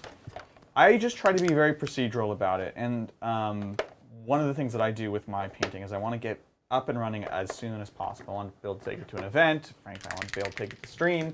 And so it's about getting playability as soon as possible. And so, you find a system that works for you. For me, it's all about doing the skin first, then doing the skin with airbrush, doing then the cloth and airbrush as much as I can, and doing some cleanup with, by hand basically, so you can see what it means is because I have the black on this kind of darker orc skin, if I have even just a teeny bit of overspray from the black, it's really not the end of the world because you're going to be washing the whole thing in Agra-X, and it helps blend it a bit, so it's actually fine. And then I'll just go, systematically. Okay, hit all the most important silver chunks. Not all of them, just the essential ones. And then all the essential straps here. I haven't done the wash on them. That'll be the next step. A couple of other metals. And so you pick out those details, and you keep kind of circling through the squad, and they get more refined and more refined and more refined. That is the big thing, and an airbrush. I can't remember, Miko, if you do have an airbrush or not. I feel like I should know this about you at this point, but honestly, that was the number one thing. The Orks are one of my longest collections, and for the majority of their life, they went hodgepodge painted or like not fully painted because it was just I would start and then not finish. Yeah. You know, even 10 boys was a nightmare. So that's a couple thoughts to help also hopefully make it more fun and more bearable. So you're seeing a bit of the process today going through the tank busters. So we just did the pants here. Got some more pants in another one. We'll kind of cycle through them. We'll do a wash in a bit. I'm doing this thing we were talking about earlier, which is I'm being cute with some Turbo Dork. Ooh. And I'm using Motherload, which is the iridescent kind of mother of pearl color, to, I don't know how well you guys can see from this view, but really carefully, I've kind of give a little iridescence to the outside of Morathi's wings. That's cool. But you can see it doesn't really do much other than that, which is what I want. I don't really want to change the color. Right. I just want it to give it a little bit of shimmer. That's great. Because it's cool. And I really agree with one thing Adrian said, which is one of the first things I painted after I was painting my Tau when I got an airbrush, one of the first things I painted that was not Tau was for a friend of mine who isn't really a 40K player. He's very interested in it, but he's just busy and doesn't have time, and he lives further away. Him and I played some Kill Team. Nice. And for a present for him one year, I painted him up a Gene Stealer called Kill Team. Oh yeah. And I was really surprised how just with the only sub-assembly I really did was the head. How actually easy it was, and I know I wasn't using a Sotar. It was a Patriot. Surprisingly, how much I could do on them with the airbrush before I had to go in, and my formula, and I would do this certainly if I did Orks. Yeah. It was very similar to Adrian. And you guys know I love to use Citadel Air with a brush, and one of the reasons I do that is because it is very thin. Right. And what kind of happens is if you plot out how you paint something very carefully, your overspray can almost serve you as highlights and stuff. So whenever I can find that, this is literally what I was talking about with the boots on the Daughters of Khaine. Yeah, exactly. So that's something I think about when I'm when I do think like would I ever paint Orks. Yeah. I have to say though, like I know I've been canceled by the Ork community for some comments. Yep. But in 40K it's not really like my jam. I'm just like not into the silliness in 40K. Wow. I'm like weirdly I'm more into silliness in Sigmar. You're into so much silliness for it. But the Orks in Sigmar aren't silly. They're not. That's where the gloom spider at. Yeah. Yeah, I always feel like, we've joked before, I always kind of feel like Kragnos, probably likes to go to battle with the Orks or the Ogres, but he probably likes to party with the Gloomspite. That's for sure. That's like how you deal with destruction in the army. It's like, if Yeah. you're going to battle, you want like Beastclaw Raiders or like Iron Jaws. Yeah. Someone's going to stick around and be mean and nasty and scary. Totally. Maybe Sons of Behemoth. But if you're partying, you want to hang out the Gloomspite kids. I love it. I think that's accurate. So thank you, as always, Mortifactor Miko. Yeah. Appreciate the support. Yeah, good luck. Good luck on this. And again, if you guys aren't subbed to the channel, please do. It really does help us grow. Definitely.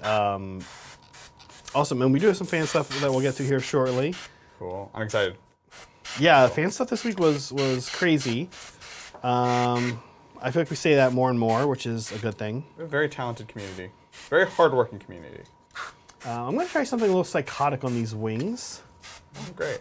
Which is not good, because if it doesn't work live on air, I'm going to just ruin my showpiece model like 2 days before. Yes.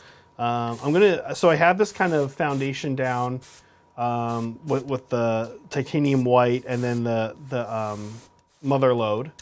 And I'm still like leaning hard into like the whole synthwave kind of color scheme. Totally. So what I actually want to do is use Volupus pink and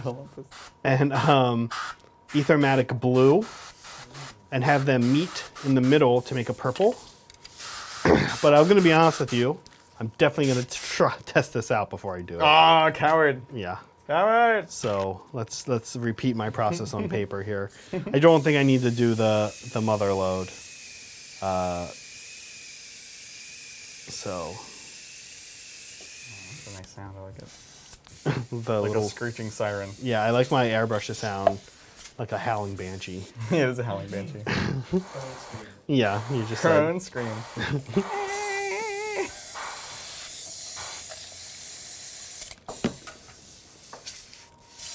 okay. So here we go, live on air. Let's test this out. I know it would have been more entertaining all if I had just gone for it. For one night only. One night only. Oh, I got some water on there. That's not gonna matter, but kind of annoying. Okay, so here we go. I mean, I know what this looks like. Oh. The lumpus. Get out of here. Oh Spill. no! Let's get a look at what Adrian's up to. The spilling cleaner on my battle wagon. Oh, my that's- def roller. Oh, it's It's stripping the paint. good thing there's already a paint job underneath, huh? Yeah. You know what? Decided to stick with my original.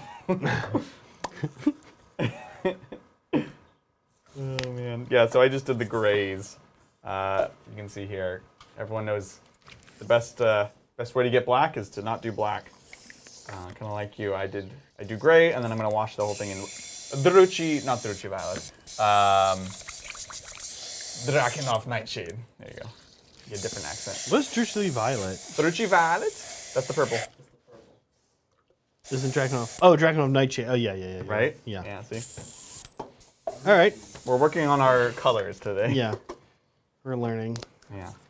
I'm just fixing this clog. This is classic airbrush content. Tomorrow, while I'm at home after our stream, I'll probably get some advice from Meg. Meg is kind of like a painting wings expert, Yeah, all the soul blights. and previously Tyranids. Oh yeah, I forgot.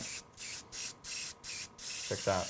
Okay, I think I can make this work. It's maybe a little bit darker than I would have wanted, Okay. but it is purple. Oh, that's cool. That is cool. I mean, I love this transition. I think you should do that. Yeah, that's what I'm doing. Oh, you are going to do Yeah, that. I'm going to do it. Good. I think we do blue on the bottom. Yes, I agree.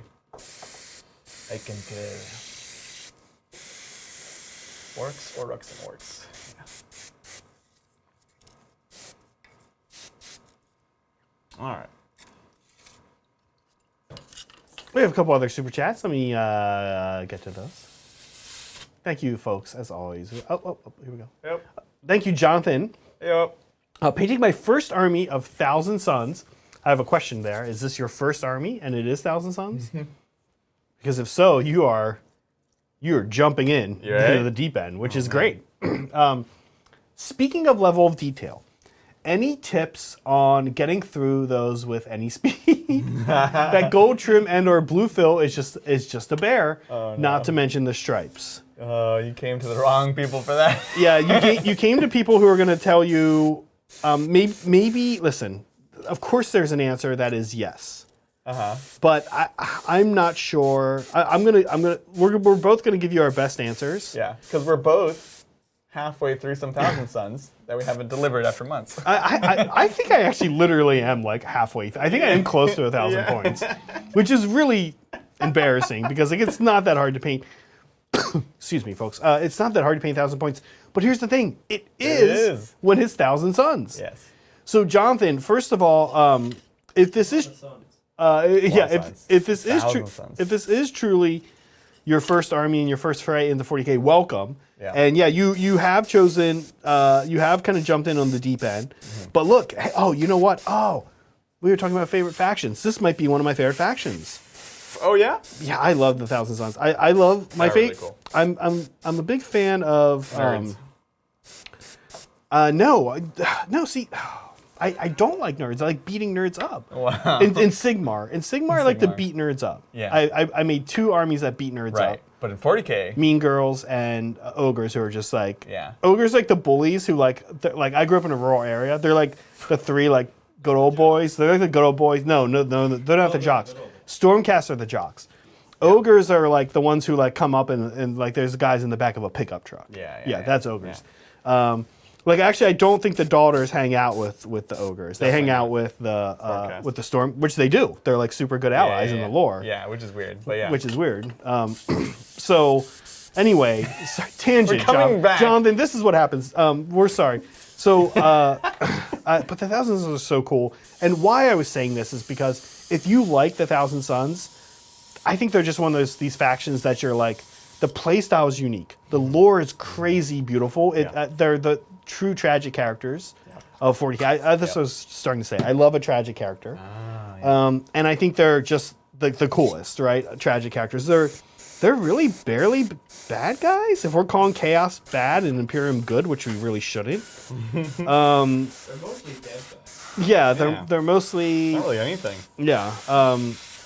I just think they're super cool. So I get it. If this is his first army, like, I could see people just strictly getting into 40K because of Thousand Sons. It's an army you could play forever. Yeah. So deep. So painting techniques for them. Painting techniques for them. Well, there's two main approaches. There's the approach of painting whether you're airbrushing or using a rattle can or just painting the whole thing and then going back and doing detail. There's the technique of painting everything the trim color. Right. And then doing the fill-in work. Yeah, exactly. I don't think it's any easier than the other way. I don't. I've done both. I have a 30K Thousand Sons army. A lot of the models are less intricate than new, but they have Scarab call it. My Scarab call it Terminators. It's like literally the same. It is the same model, right? Yeah. And actually, GW weirdly released a thing saying to do that. Yeah, they did. They've almost never done that. They were like, use the Scarab call it Terminators. That's like what they look like in the lore at the time. So, whichever one of those you do, it is not easy. Now, I will say, one thing I did that I don't know that I'll keep doing, is I airbrushed the blue, and then I did use a Baoki Craftwork pen to do a lot of it. Oh, interesting. But you get somewhat. It doesn't work as well as you think it's going to. You have to varnish in between because the Baoki runs off if it gets wet. Yeah. The Craftwork pens are really good for terrain. I haven't always loved them for models. Yeah. I don't know if it works better than just a brush. Yeah. So. Jump in here, Adrian. Yeah. Jump anytime. I mean, my response to your Jonathan, I'm like, I should super chat this to you. Like, tell me what you've learned. What are you thinking? What I'm trying to do now, because we really need to get this army out, is I'm doing kind of the same thing I said with the commandos, where I'm not doing all of the trim immediately. I'm doing essential trim. So there are certain cuffs or chunks that I might not do, or frankly, the whole thing will end up being a chunk of gold, right? Simplify the model, at least as a starting point. You can always go back and add more. And that is, for me, at least right now, is making it feel more manageable. I'm getting through models and getting through squads, and so it helps. You're not really going any faster, but you're potentially reducing the work for that first pass through. The other option, of course, is you find a scheme where you don't have to do the trim. That is possible. The trim means you have texture. So you could do a cool two-tone thing with the wash, and really play with that, frankly. So because you're asking about trim, I assume you're not wanting to do that, but that is an option, right? Yeah. So that's the best expert opinion from two people who haven't finished the Thousand Sons. Two people who haven't finished the Thousand Sons, and like you are people that like to paint armies quickly and not be on projects for years. Yeah. I think I feel like Adrian has. I feel confident that I'll figure something out when I revisit them. You're always kind of learning. It's different for every army, you know? It's different for every army. Keep clocking. I haven't finished my Thousand Sons either. Yeah. You haven't finished yours? It's a rite of passage. To start a Thousand Sons army and be like, oh, this is hard. I'm starting to think it's a myth. Nobody's actually finished this army. I know there's really awesome, cool Thousand Sons armies out there. Yeah. But I'll be honest, I haven't seen a ton. Yeah, it's really, really hard. The other army that happens with, I feel like, a lot is I always joke like I'm in this narrative club and there's a ton of people and in the club, and just out like the periphery of like we all pick up just knowing a lot of people, even if they're not directly in our game club, whatever. In the Bay Area, there's so many of us here, and everybody, sisters are so cool. I'm so excited for your sisters. Oh yeah. So excited. And then like when they came out, it was like the first Sisters army I ever saw, I think, was yours, Adrian. Like Yeah. Everybody was just talking about how excited they were for Sisters Forever, and then that army came out, and I was like 2 years went by. I was like, when am I gonna get to with my town? When am I gonna get to shoot some sisters? Right. Here? Like nobody, everybody. It was all talk when this army didn't exist. When it came out, it was like, there's nobody. Flag was real. Yeah. Nobody's actually gonna do this army. Yeah, but it's similar. It's an army with a lot of trim, a lot of detail, a lot of different materials. It is killer. I think that actually, for me, that's a harder army. That is worse than Thousand Suns because they're also less expensive points wise. So you have way more. It's to do. a lot. It's a lot of models. It's actually more expensive dollar wise too, if I'm honest. Yeah, Sure. just way more models, way more materials. Especially with the new box set, Thousand Suns are like close to being as inexpensive as Beast Squall Raiders. Yeah. And it doesn't. It helps Thousand Suns that like, yes, you can go get cool things like the Vortex Beast, but like, just the Terminators and the Rubric Marines and the characters are like all you need. Yeah. So you just buy a few of the patrol boxes and you're like, cool. Zangers are good, but I love a Sicarian, and the new plastic one is going to be awesome. yeah, The new Sicarian. the vehicles are super cool. Let's get a close cam on here. I'm going to apply the stencils. You can see this is one I've done myself on my Cricut. You can do it by hand because this is just checkers, and you can actually do it by hand because with checkers you can design it so that you lift up the whole thing and it keeps the pattern. But what it means is like you're gonna have these little gaps between them because you need something to hold them together. Today what I'm gonna do is I'm actually just gonna use the inverse. I'm gonna use these leftover bits and just kind of place them by hand because they're relatively big squares. It's not gonna take too many. And guess what? It's also orcs, so they don't have to be perfectly precise. How did that jump? Anyway, so I'm actually not even gonna place them all the way to the edge because I know I'm gonna blend this color. The jump, did it just do a little? It just like jump? flicked over. It did jump. Get my super reedy pun. That was good. It's not a pun. It wasn't even a joke. Yeah, it wasn't. It was a joke. It was a joke. Like, your joke.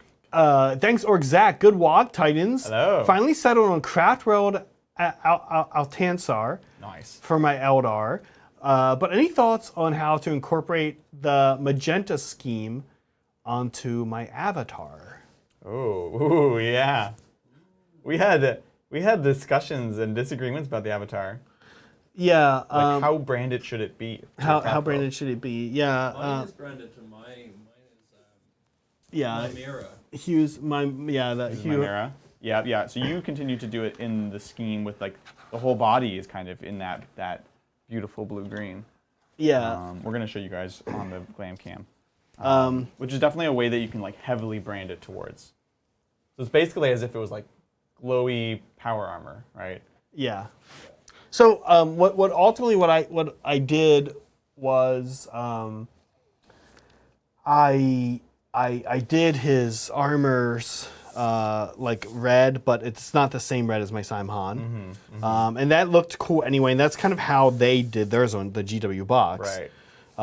It was a Simhan avatar, but it was like not aggressively Simhan looking. Exactly. I didn't even realize it was until you pointed it out. Yeah, you were like, oh, was they're like, neutral. they're neutral. And like he actually has on his loincloth a giant Simhan snake. Yeah. I was like, yeah, but still.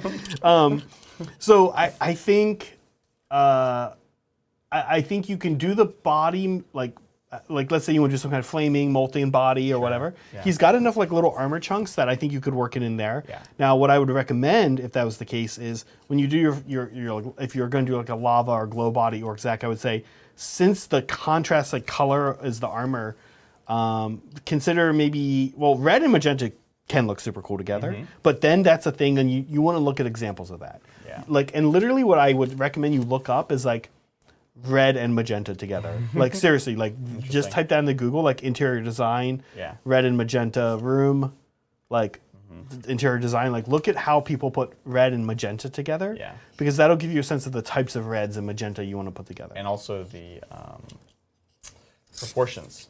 right? Is it like, Yes. oh, actually, turns out the red color block with like a magenta trim actually looks really good. If you do the inverse, it looks bad or whatever. Yeah. Like, see what they're doing. So that's advice one.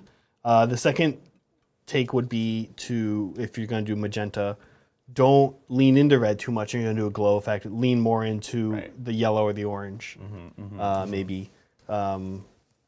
That's my thinking. But I would put the magenta in the armor. And honestly, you know what looks cool is, what I would do is, I've been loving, Turbodork's cool, but I have been loving being able to play with, like, building up silvers with Citadel Air. So, like, Lead Belcher, then I do, like,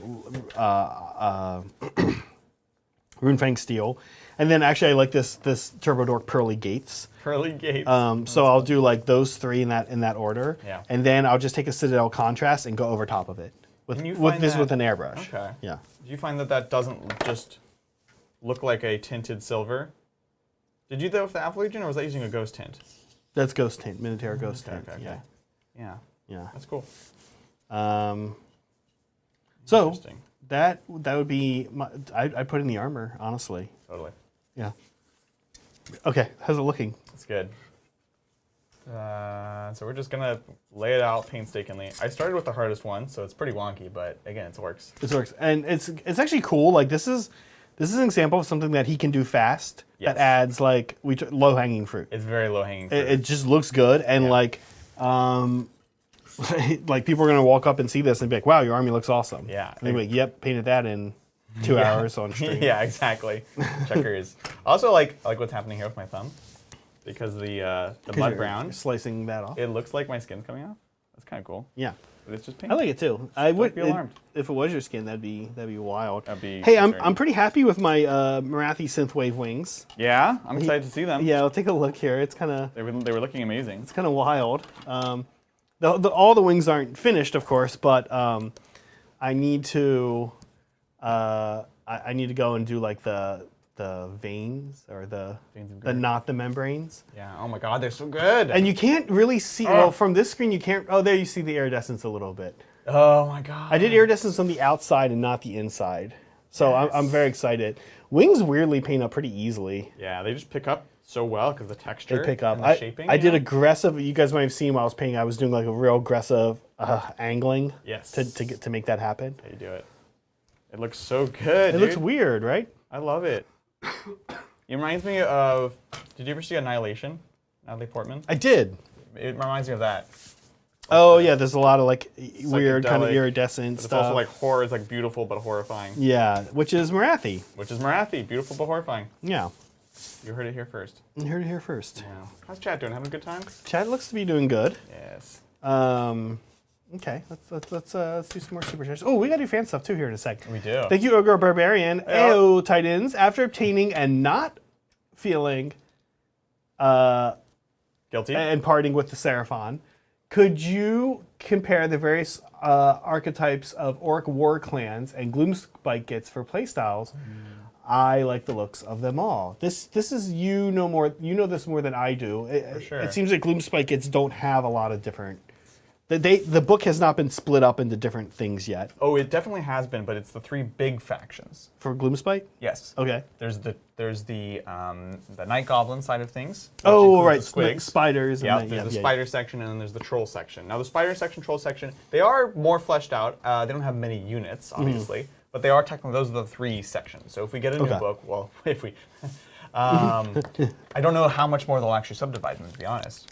I could see them sticking with that, but just kind of giving more options. That's kind of currently how Orcs are. That's how Orcs are. Three sections, Exactly. right? Yeah. So in a way, we have 6 factions to talk about here. Yeah. Actually, 7. Wait, I guess we don't do that here, do we? No, you can. Okay. So I made Kat do it. I told her we do it all. Yes.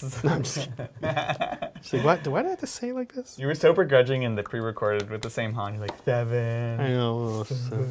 Anyways, so Cruel Boys. So there's in the Orc war clans, there's actually 4 ways to play Orcs. You can play as the Cruel Boys specifically. They are weird because they play very cagey. They, of course, do mortal wounds, so they're very spiky. They're about stacking lots of buffs on a unit. You have your shamans that can pass out your mortal wounds proccing out 5s, or you can pass a +1 save, which then, of course, could further stack with like Mystic Shield or Cover to just try to maintain that 5-up save on like your big bricks of dudes. This is who, Cruel Boys? Cruel Boys, yep. Yeah. You can play a little monster mashy with him. I think the Sludge Boss, Sludge Raker Beast is really, really strong right now. And so that is their style. They're kind of tricksy. They keep you at arm's length. I think they're weirdly. I've played against them a lot because of you, but also you play them a couple times at RTTs, yeah. and I think they're weirdly like the finesse. They are Army They're of orcs. 100% finesse. They can be. They can almost be. They're almost. This is gonna sound crazy with orcs. Yeah. They're almost a glass hammer. They're almost the closest thing I think I've seen any orc archetype like have to a glass hammer. They're very like old school Tau in a way, where like they don't want to get charged. You're working on screening, doing tricks to prevent that. Overwatch, and even when they reach, you can hopefully shoot in combat and kill your enemy. Anyways, like just outshoot them. Right. So yeah, I don't think that's inaccurate at all. It's like out shooting them and then having like these couple big monsters. Exactly. So that's the Cruel Boys. The Iron Jaws are all about melee and being very, very aggressive. They can do cool things like charge out of phase. They get amazing buffs. Currently, the stronger builds for them involve the Gore Gruntas. And so they're just very fast, big, relatively tough. And their characters just hit like a truck. I've played against these guys a few times. Yeah. I would cite them as like, there are certain things where people are like, I really just want like that class, like how close can I get to 8th Ed feel? Yes. Or how close can I get to like a well-balanced army, some infantry, some cavalry, some big monsters. Yeah, some casters. Some casters. This is that army. Up there with like, honestly, maybe Bone Reapers and a couple other armies. Like they feel just like very diverse and like if you're like it's weird. I often think like I'm in these groups and they're like these fantasy 8th Ed players and like, hey, I'm decided to take the plunge in the Sigmar. I really like the 8th Ed. What army should I play? And people toss out things, and I'm often like, I think Iron Jaws honestly are like interesting. One of the best feels of just like all around everything going on. They don't shoot. But they don't shoot. They don't have archers. They do play the game, and even though they are very melee centric, there is a certain amount of finesse, which I appreciate about them. Yeah. So that's them. The Bone Splitters is the one I know the least about. Same. Traditionally, they are about killing monsters. You get no big monsters. You get no big centerpiece, which is a big downside in my opinion. They are certainly the least strong. I'm really not looking. Some people are into that. Some people like want that all infantry. Yeah, it's tons of hordes. They have traditionally had very strong Aror Boy units. These are the shooty Savage Orc guys, just regular bows. They're great at killing monsters. They can be decent at going for characters. And they all have basically a 6-up.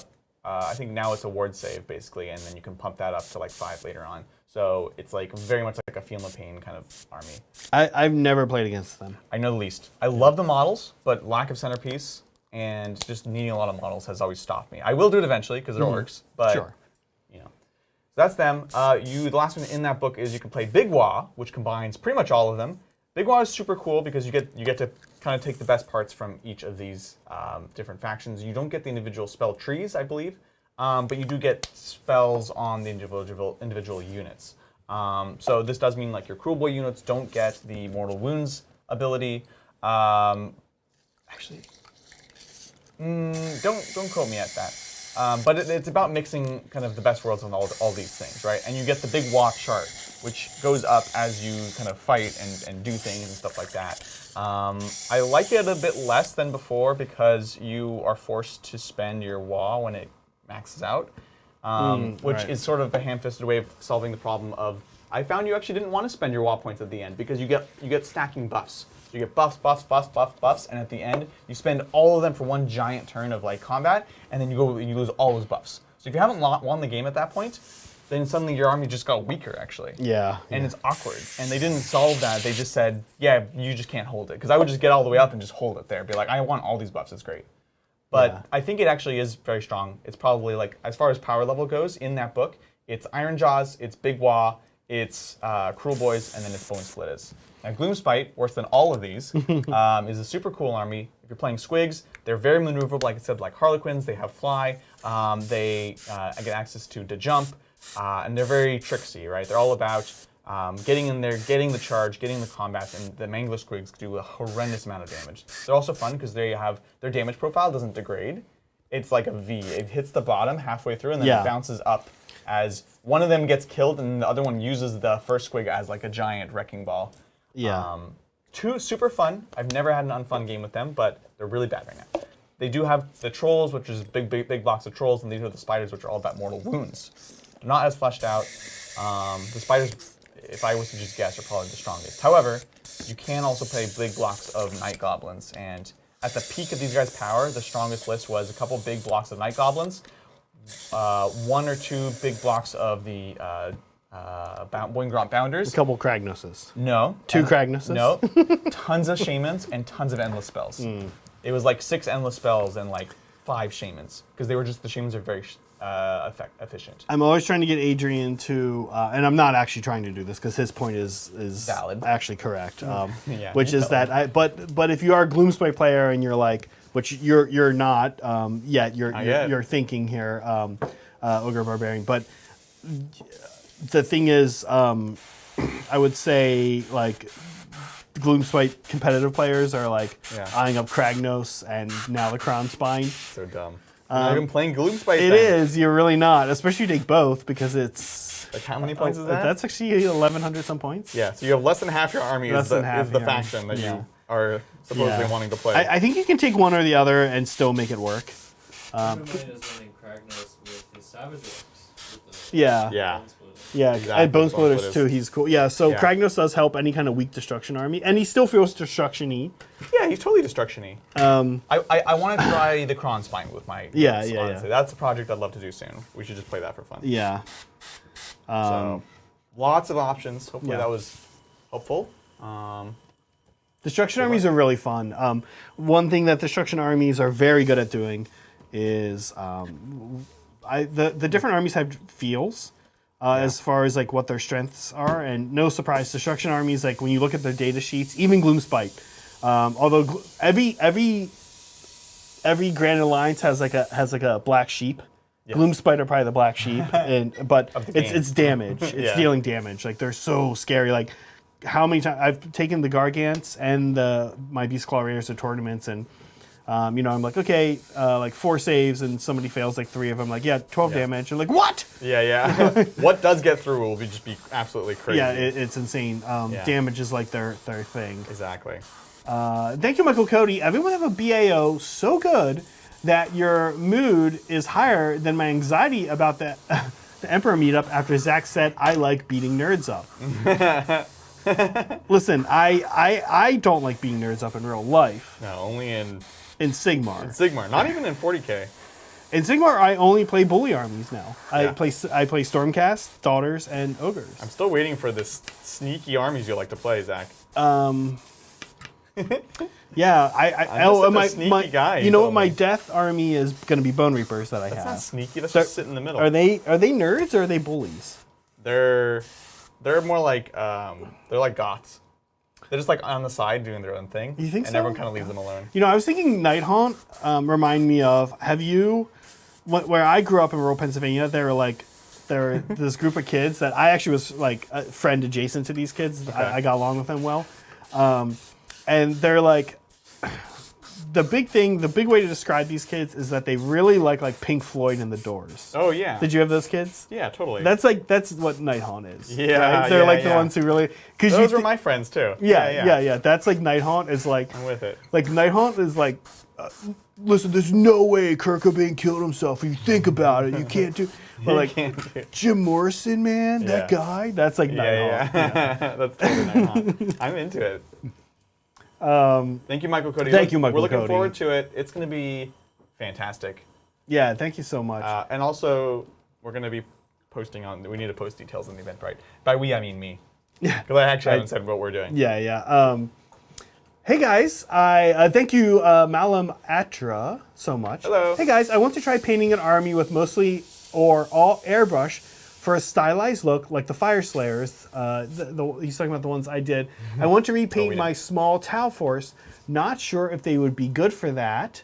I love Adrian's Imperial Fist yellow orange recipe. Thank you. I need an army. There's like this cable, if you guys are wondering why I'm doing this. Yeah. I need an army that's not black like my Deathwing or white like my Custodes. Any info or suggestions would be appreciated. Thanks. You're all great. Thank you so much. Yeah, we really appreciate Malum. it. It means a lot. Well, I can start off by just saying, or do you want to start off by talking about the Tau thing or the fists thing? To me, there's like the Tau question, there's the fist question, and then there's kind of overall. You do the fist thing. So the fist recipe is I will base the whole thing in white, or if I'm doing black, I'll airbrush prime white on top of that. And then I will actually go ahead and do an orange, this orange, usually, which is the Vallejo Model Air orange. It's great. It smells like chocolate. It smells like chocolate, and it's great because it's very thin. And so what I'll do is it's kind of like the Orks that I've done here, except it's not just from the bottom. It's kind of like from the bottom of panels, so like the bottom of the shoulder pads, the bottom of the arms, the bottom of the helmet here, maybe a little bit under the chest. You can kind of use your own discretion. Bottom of the greaves on the shins. So you do that. And then the whole thing I go over with, I believe it's gold yellow from Vallejo Game Air. I think that one is possibly a bit more negotiable if you want to use a different yellow, but the main thing is you actually want a pretty thin one, because you don't want to cover up all the orange. The orange is going to give you that blend.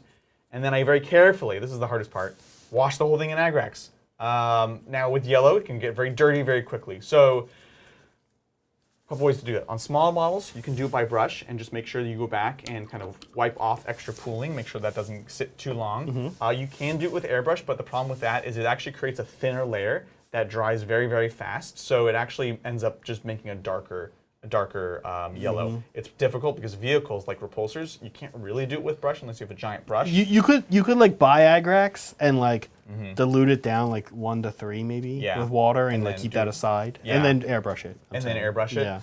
Yeah, it's just tough because you want the pooling. Yeah. Oh, I see. Yeah. You want it's very difficult. Yeah. But generally speaking, that is the recipe. So for anything but vehicles, it's pretty easy to do. So that's the fists. Yeah, what do you think? Fire Slayer's recipe, like this, on Tau. I saw, where did I see this? I look at models in so many different sources now. Yeah.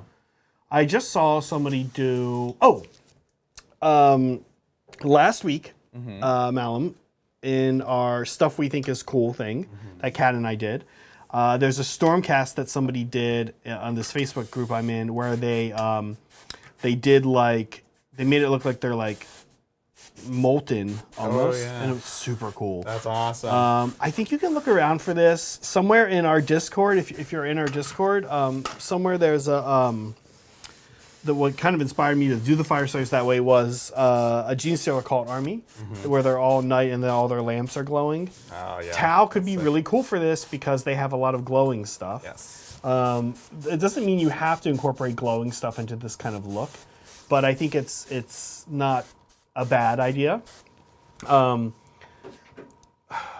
Stylized look for small Tau force.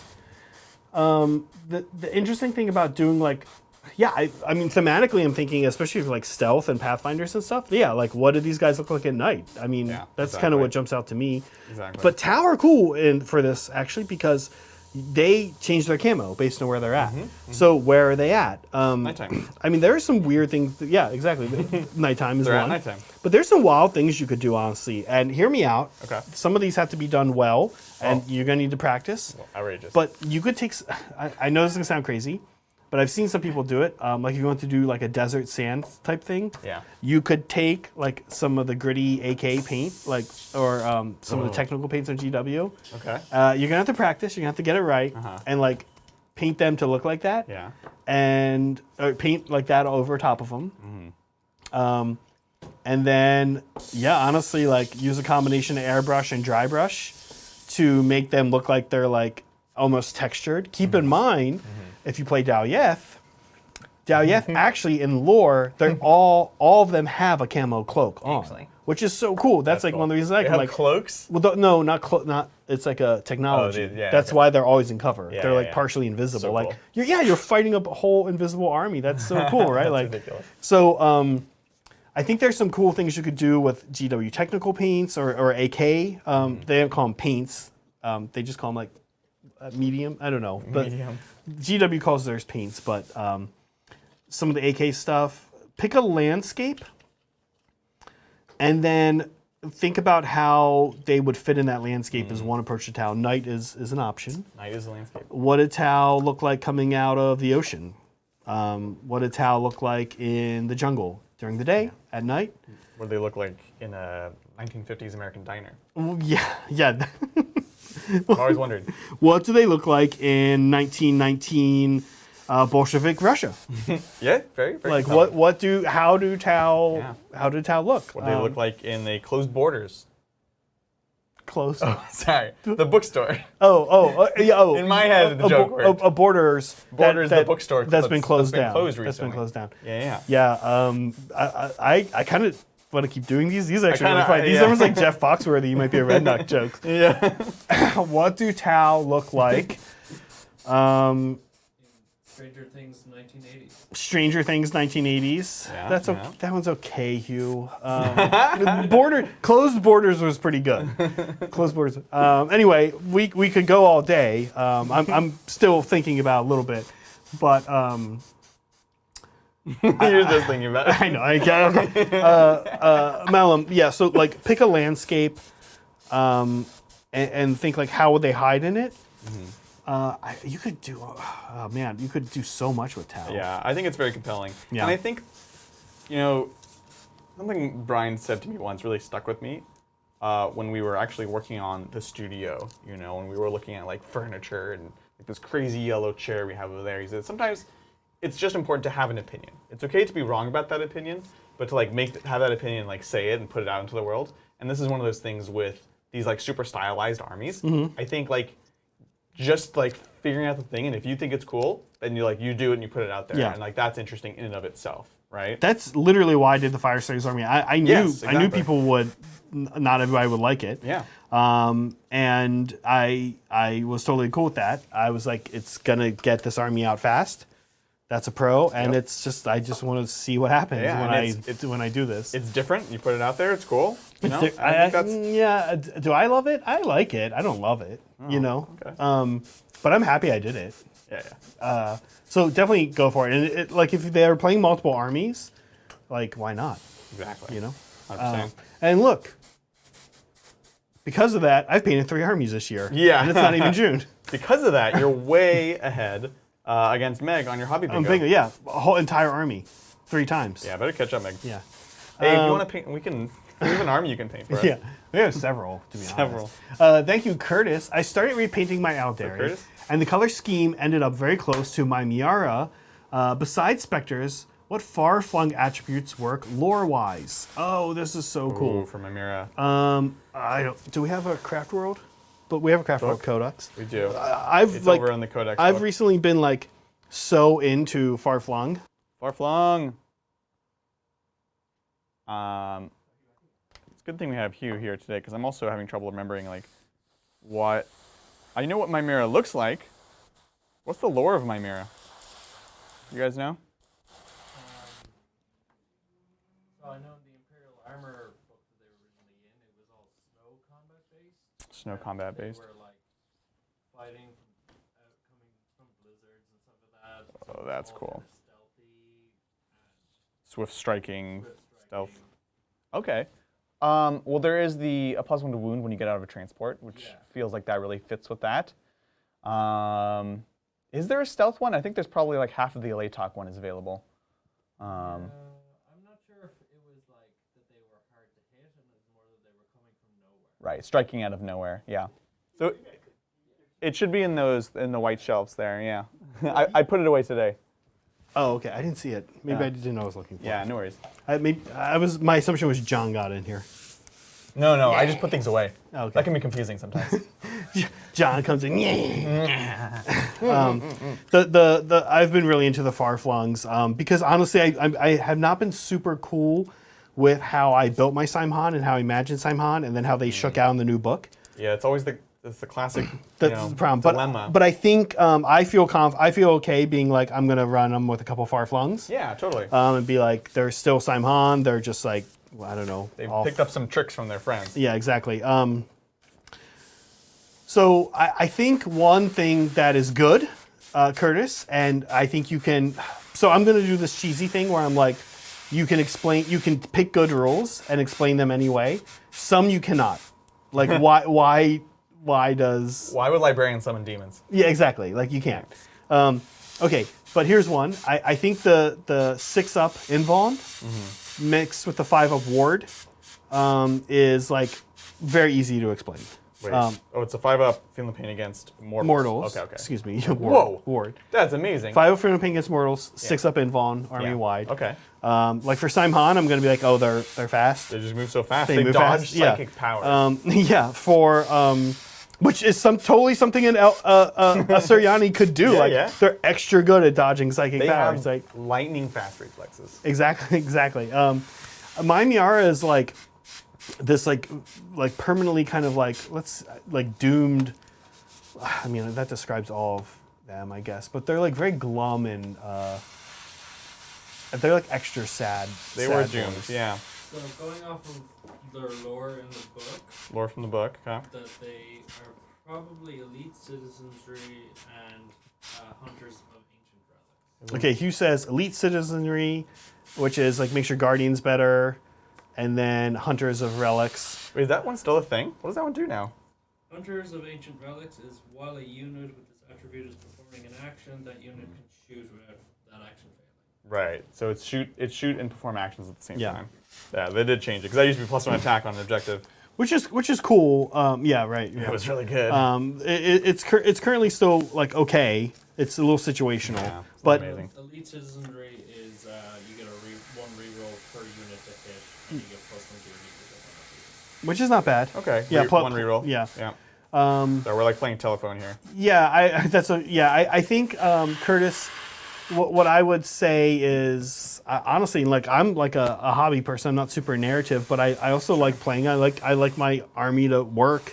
I don't want to take rules that are like just not going to be good. I do agree because that is part of the fun too. Yeah. Like whether or not we want to admit it, like the way that your army plays on the field influences how you feel about it.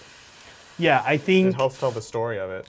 I think you can push it. You can, but I guess what I'm saying is I don't think there's anything that I saw like in the far flung, where I'm like, oh, if you were Iandin successor, if you're imagining yourself as like an Iandin successor, you could definitely not take that one. Right. I didn't feel like there's anything that jumped out like that. That's fair. And I think the Imperium is like a little more rigid in that regard. Yeah.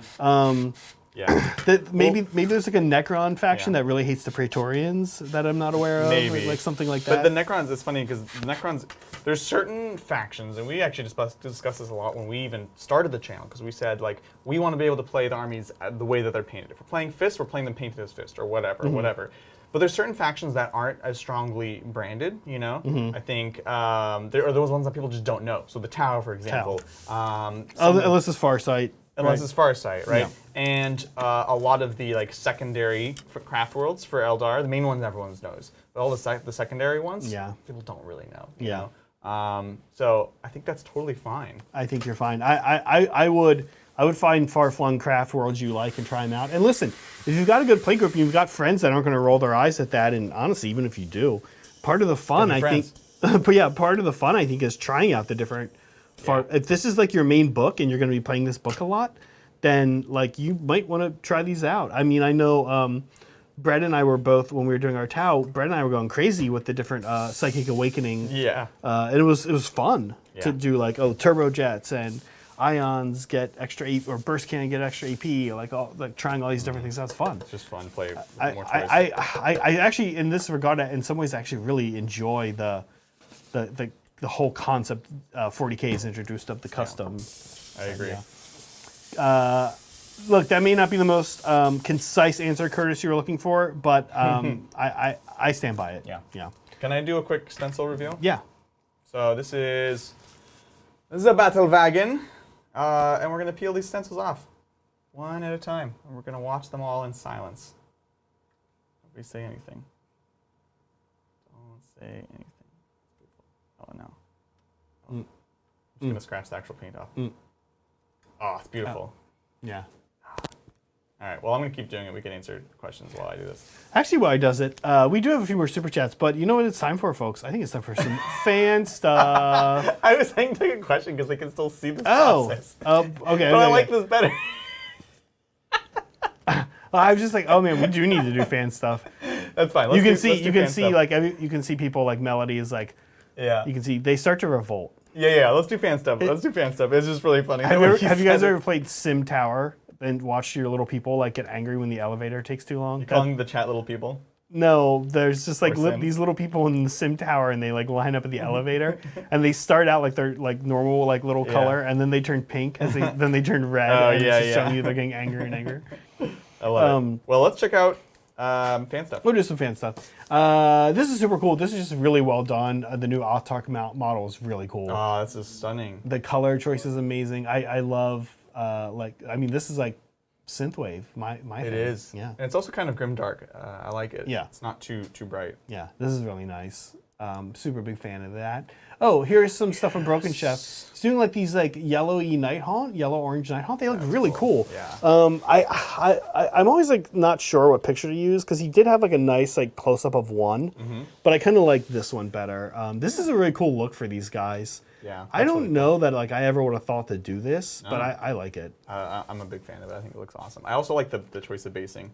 It's really nice. like It's just desert, totally yeah. different. Yeah. I've never seen desert night haunt. It's actually really cool to think about that. Thing. Right? Like, what else could you do with Night Haunt? Yeah. You could definitely do. I'm almost not even joking. Yeah. Joking. You could really do a cool nautical Night Haunt. Oh, gosh darn it. Like you could. You could even imagine what they would look like in a 1950s diner. Yeah. Or a closed down Borders. What do Night Haunt look like in a 1950s diner, or a closed down Borders in a second tier city in Middle America?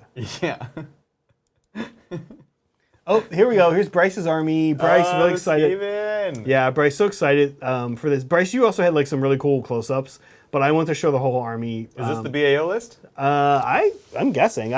Bryce has like just started this army like in the fall. Really? Yeah. Oh So my I'm God. guessing that he is probably very well. I know that he's taking the Crown Spine, so I'm thinking this is probably the BAO list mostly. Yeah. It looks amazing, Bryce. I'm really excited to see it in person on Saturday. Excited to see Bryce. Excited to hang out. Looks so good. Yeah.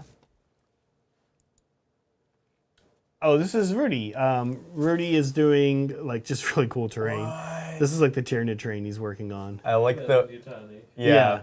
Wayland. That's so Yeah, good. Meg noticed that too right away. It's super cool. Again, this was like maybe the coolest picture that kind of showed like close up and like what was going on. But there's a ton of pictures of this. He's got a lot of pictures up in the Discord. Check them out. Really nice work. And I don't know who painted this aberrant, but the aberrant looks cool too. I like these light color aberrants. Oh, this is what I was talking about. Okay, this is what I literally just saw. I was like, where did I just see this? Sorry, our mouse is a little funky. So this was Malum. Malum, if you're still around, this is literally what I was talking about. And like Adrian, like this person just like painted a whole thing. It's like, you got to see him. Like we always talk about how the screen doesn't look amazing, but they look pretty cool. I'm trying to see close up. And it's just like it's just like fast Thousand Suns. They did a couple things. Looks great. They did a couple things that I think help when you're doing one of these effect armies. Sure. I think you need to make the bases really clutch. Like the bases have to be a big component of it. And they've done that here. Yeah, this army looks super cool. It's looks like it's fast to do, and I think it looks great. I think it looks amazing. This is what I was talking about with like just treat them as something that has lots of texture, right? Yeah. They don't have to be painted separately. It's I've just seen some really cool sandstone ones too. yeah, sandstone. That was exactly what I thought of when I saw this.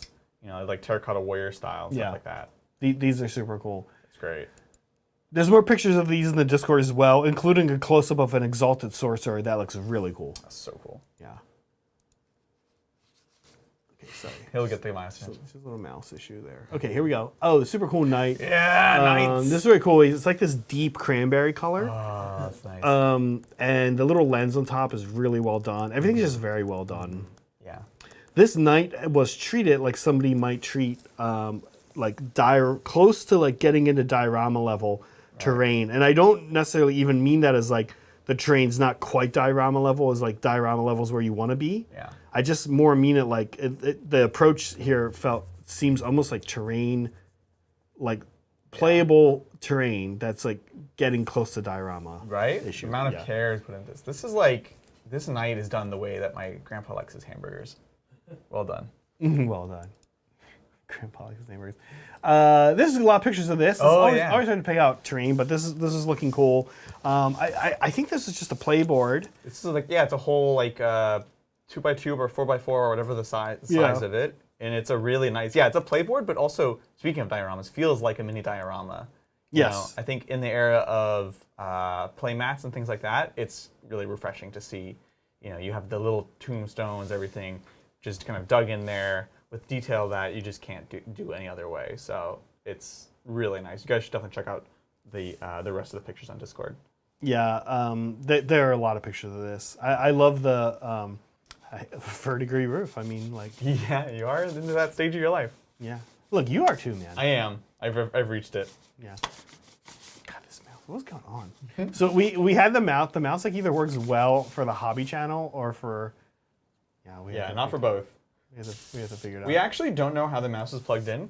Yeah, this is a true story. We'll come back to this. We don't know, and by we mean all of us, including Bridger. Yeah. A little Night Gobbo here. This is, I think, one of the guys from Gobbapalooza. Right? No, this is from the warband, the Underworlds warband, okay. which I think they actually is one of the ones they're discontinuing. So, good on you for getting that. So cool, so flavorful. Yeah. He's like the leader of them. Really nice paint job. Just a great paint job in the classic scheme. Hard to pass. Here's Soresco. We know this guy. Imperial Fists, a little 30K looking here. It's gorgeous. There's a bunch of these he's painted up. He's got like this kind of like dark flame thing going on them. Yeah, I really like the black flame. Just kind of crazy. I've been chatting with Sora a little bit recently. Right. I'm hoping to get him doing a little bit of painting for us. I'm excited about that. Very cool. Orky. It is a little orky. It is, They're yeah. like Evil Sun's flames, right? Orcs would be like kind of into this. They will respect this man. Although 30K orcs are terrifying. They were like huge and like not. And well read. Yeah, a little more well read. Cute. Okay, we know this guy. This is our boy Brett. Working on his Black Templar, which is good, Brett. I gotta say, if you're still in chat, I'm glad to see this happening because Brett and I have been chatting about getting a game in. But the problem is we both want to play Tau, as mentioned, and I dislike mirror matches, just like on principle. So I'm like, yeah, I can play my Eldar, but can we also play a game where I get to play my Tau? So I'm glad to see that these are coming out. It's looking also amazing. He's kind of moving away from the bluish look on his Black Templar more. Yeah, these are Brown Templars, right? Brown Templars, and yeah, super cool. Brett, by the way, I think maybe mentioned this, recently got married. Congratulations! And is having like this reception I'm really excited for. Not this week, but next week. Heck yeah. Yeah, very excited. Looks so good, Brett. Turned out. I really like the I could say the draping. The draping, great draping. What are they called? Oh my god, tabards. The sword looks very good Like a too. tabard. Yeah. Loincloth. Well, loincloth, thank you. Butt flap. Front flap. The The longer it takes you to click, the more words we're going to run out of appropriate words to use. But here's the question: what does this Black Templar look like? Hey, What do Black Templar look like? in the closed borders from 2007 Yeah, in Middle America. Oh, thank God. that's it. Oh, Brett closing it out. Yeah, I'm into it. Yeah, super cool. A couple super chats. How are you doing, by the way? I'm good. Look, I have work to do still, but I kind of knew that was going to happen. I feel very productive. Right. We knew we knew we weren't finishing all this stuff. The thing is, other than obviously the models that need to be glued on bases, everything is now legal. Oh, great. That was the thing. Exactly. Like, I'll take this home and I'm going to do some more detailing on it tonight, which is kind of great, and that's what I wanted. I wanted to do the loud, annoying airbrush for you, chat, and then at home I can paint this on the couch watching TV with Mel. Yeah, So, that's what I'm going to be doing got soon too. And then one thing I actually did while you guys were doing the other stuff is I actually went ahead and just did a Agrax airbrush wash over all these old tank bustas, and they look about 1,000% better. Yep. Just kind of getting dirtied up. Wash through an airbrush is like Magic. It's magic. Some might say it's literally cheating. It's the original literally cheating. Talent in a bottle. Talent in a bottle. Yeah, exactly. Thank you, Blake. Brag Chat here bought a lot of Necrons for a self-birthday gift. Happy birthday. I think I remember this. Yeah. Built and painted, 1750 points in May. A personal speed best, playing it this weekend.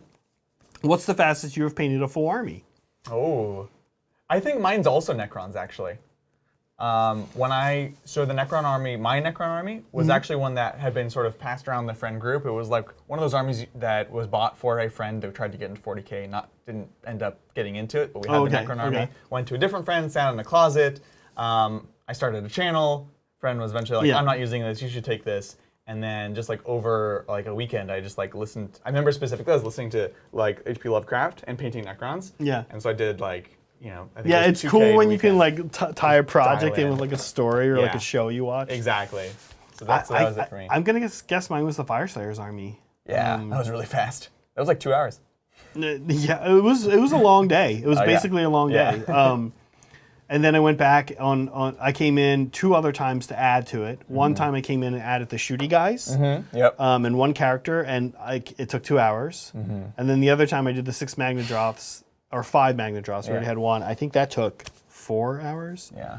And there's like 4,500, 5,000 points of that army now. So it's like it was just very fast. Yeah. But real army, might be these ladies. I think it has to be, right? There's also the Night Lords. The Night Lords? It's the 3 armies I've painted this year for sure. Yeah. The Night Lords is like, the beast tell if it's a full army. Is that maybe not a full army? If it was 40K, it's not a full army. No. I have literally no idea. I'm not playing Koi for much of this game. It could be the BCRs as well. I'm not sure. BCRs are pretty fast.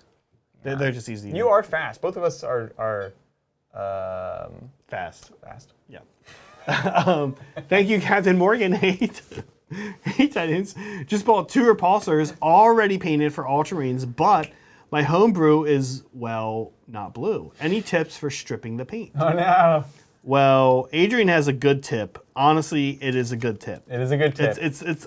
It's going to pass as a hobby hot take, but there's some evidence right here in front of you that it works. I would consider, you want me to, I would consider, do you actually need to strip your models? Yeah.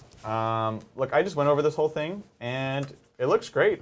There's a little dust here. I should have blown it off more. But, that's unrelated. That's somewhat unrelated. Somewhat unrelated. I think people they're overly concerned with being able to strip their models and how thick the layers of paint are going to build up. Yep. I'm not saying it never happens, but I would strongly consider that, because what also can happen is if you don't fully strip something, especially if you have something that maybe you used a paint that was resistant, some sort of primer or whatever, you can actually get kind of patchiness and like ragged edges and things, and then you have to spend many hours just finishing that. So that's my first caution, is maybe you don't need to. Maybe it's going to be okay. Look, I think I'm going to go a little deeper into what he's saying, and I'm going to say that there's a couple things to consider. So one is that we get a lot of advice, and it's built up on the internet over the years, and it's passed down. We get a lot of advice that maybe was true at one time, but is not true anymore. So a good one is even varnishing. Like when people say, like, I don't, like, should I varnish my models? The reality is, the answer to that is varnishing to protect them. Yes, if you're playing in like constant, like kind of like a sandstorm type setting, then definitely. But if you're just playing in your game store and taking your models out, putting on, like, you really don't need to. Modern primer, unless you're using crap primer. If you're using Krylon, then you probably need to varnish your models, right? But if you're using model primer and you're using good model paints, then you probably don't need to. So this goes with what he's saying. If this has been painted with like a lot of like cheap craft store paints from like 15, 20, late 90s, then you probably might need to. Yeah, and some of the cheaper, I use some of the cheap like hardware store spray paint. Sometimes they can use it. They could require it. But that's nice, because then you're benefiting from somewhere else, right? Or you're not spending money on expensive spray paint. So it's a give and take. But yeah, if it's like model primer, I don't do it most of the time, I'll be honest. I have and I have not. More recently, I take the Adrian approach of kind of looking at it, asking, does it need to happen? And then often being like, like if it was me, and I'm the one who painted it previously, and like, I airbrushed this, I put a coat down, and then I airbrushed 2 coats on it, Like, no, I don't need to actually. Exactly. So what if it does need to be stripped though? What would you recommend? I have some thoughts. Yeah, I personally, there's a lot of stuff that works. People love LA is Awesome, which is actually the name of it.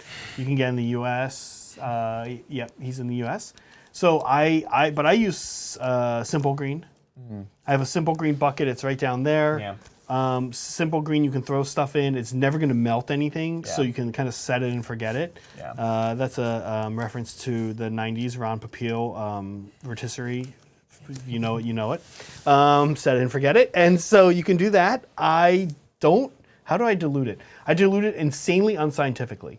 I pour a bunch of Simple Green into the bucket, and then I think I pour about that much water into it. I don't really think about it. Yeah. And then I throw my models in, and that said, like if I needed it the next day, I don't know that would work. So I throw stuff in there when I know it sucks and I don't want it to look like that. Yeah. But I'm like, I'm not going to get to this for 18 months. Yeah. So, or even like a month. You're good taking Yeah. And it can help to like take them out, scrub them a bit, expose a bit more of the surface area, and Yes, let every now the and then, chemicals do their juices. Yeah. I frankly just use 91% isopropyl alcohol, which now that the pandemic is slowing down a little bit, you can finally get again in stores. Yeah.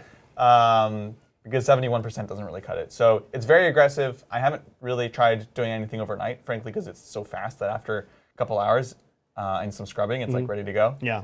So obviously be a bit more careful with that. It's very strong stuff, and don't be like breathing it in wholesale. But it is effective. Yeah, look, you can look this up online and be careful if you do because you'll almost get too much information. And you'll find these forums where people are going to argue. I think one thing that I never see people talk about is what actually to scrub with. And honestly, I think an old toothbrush is what I found is the best. Same. Yeah. I've used a wire brush on some things, but it's a little scratchy. So I would use an old toothbrush. Exactly. Okay, we have, I think, a couple more here. I was like jumping around. Yes, Melody, I know, stoners. I wanted to maybe resist using that word. Not that it's bad or anything, really, but yeah, that's what Nighthawk are to me. Thank you, Emmanuel. On the topic of hyper-stylized paint schemes, I've been thinking about a really saturated neon highlights on black or really dark paint. Any suggestions on paints and any techniques I need to learn? We talked about this a little bit last week, Emmanuel, they're all at home because I'm using them on my Canaanite Shadow Stalkers. But the Vallejo Mecha line is what Kat and I like for neon paint. Yeah. They go on gray with an airbrush. What we also were saying, or at least what I was saying, is I like neon not with black, but like you're suggesting, a really dark. And I like dark gray, dark blue, dark greens. And then you can kind of like think about what neon you're trying to use, like neon yellow with dark green, that looks so cool, or dark gray, or magenta with dark blue. But not even that dark. You don't even have to go that dark. Like think what I suggested last week was literally the Space Wolf gray, Fenrisian gray, or the Russ or whatever it's called. That, and that I actually painted something that. I painted like a little art project that Megan and I did. And I literally used those paints, and it was a really cool look. It was like Fenrisian gray with like the different neons. Other than that, the other neons that people have used are, Kat had one that she liked. I can't remember. I've also seen people use craft store neon paints to some success. Sure, yeah. Yeah. Techniques you need to learn. Yeah, go ahead. I like edge highlighting with that stuff. Yeah. Some of the my Harlequin boats. I wish I'd done a better job, but the technique is the theory is solid. Yeah. And again, that's a very dark blue. Then edge highlighted in I know Vallejo Blue Green, but like a very bright blue or even pink there. Done there. Now you have to be very careful because if it's thick, it just looks really bad because you just have giant thick panel lines.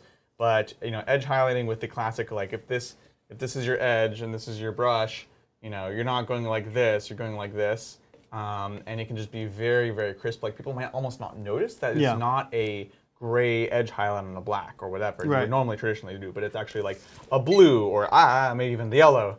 Or the pink. So for me, I think that can be very striking. You don't want to overly do it too, though. So I think in like limited quantities, it can be quite striking. I just also did this over dark purple with my Canaanite Shadow Stalkers, and with an airbrush, Emmanuel, I put it over after doing the purple. You don't necessarily want to go straight in over top of the dark color with at least the Vallejo mecha line. Yeah. It won't look good. It'll just like tint it. So you need to kind of, if you're airbrushing, you need to, like I use the titanium white, but you actually will then want to put like a white first down and then go in with the neon after. So that's the technique, is actually you're putting the dark color down, then you're putting white down. It's going to like seem weird. And then you put the neon over top of the white. It'll be way more vivid, insanely more vivid. Oh, yeah, for sure. It almost won't work if you don't do that. Yeah. Okay, couple more super chats here. Sure. Mouse, come on. Thank you again. Is this Adrian? Just woke up, 5:20, and I get to see community pictures. Love it. Yay. Just noticed I've been a member for 1 year, 2 months. I should also post pics of my army flesh crons. Yes. Flesh crons. Please do post these pictures, of course. And congratulations, is this Adrian, whoever you are. Yeah, thank you so much. Have we told you about my new Flesh crons project? No. Yeah. What is it? No, that's a joke. Oh, because Adrian? this is Adrian. Yeah. Hey, I think we did it. We did the thing with the stuff. Yeah. It's because I found the glue. Yeah. Cool. So Adrian's doing some gluing. I'm feeling pretty good about where I am for BAO. I have Morathi's base finished. Her wings are mostly there. Her crown head thingy. I also did her little plate. Oh, that's cool. Her little armor. Little Morathi's just about done. So pretty excited. Actually, that's it. Army went up in points enough that like after I built it, I was like, oh, I just have to paint Morathi. That's perfect. So that's it. Tomorrow in Tabletop Titans, a very special time. Yes, happening, it's right? going to be at 12 p.m. Pacific Standard Time, so that is 6 hours earlier than the normal time. It's going to be fun. We are doing it at an earlier time because Friday we're going to be all gone at the Bay Area Open, and so we want to be able to get a good night's rest and kind of prepare for that. Yeah. So again, join us there. It's going to be a competitive game. I'm taking my BAO list versus John's BAO list. And so it's going to be Orks versus Drukhari Covens. We're going to be doing player place terrain and kind of leaning into Oh, the fun. tournament That's aspect. good. That's good to see, actually. It'll be very thematic and fun. So that's going on there. Saturday, of course, on Tabletop Titans, there is no show because of you guys did the Bay Area Open, but do keep an eye on the Instagram accounts and on Discord. We'll be sure to send you guys lots of updates. Yeah. Yeah. Awesome. Guys, I think we did it. That's fun. Great. Folks, as we like to say, be kind to each other, be kind to yourselves, and always be creating. See you guys.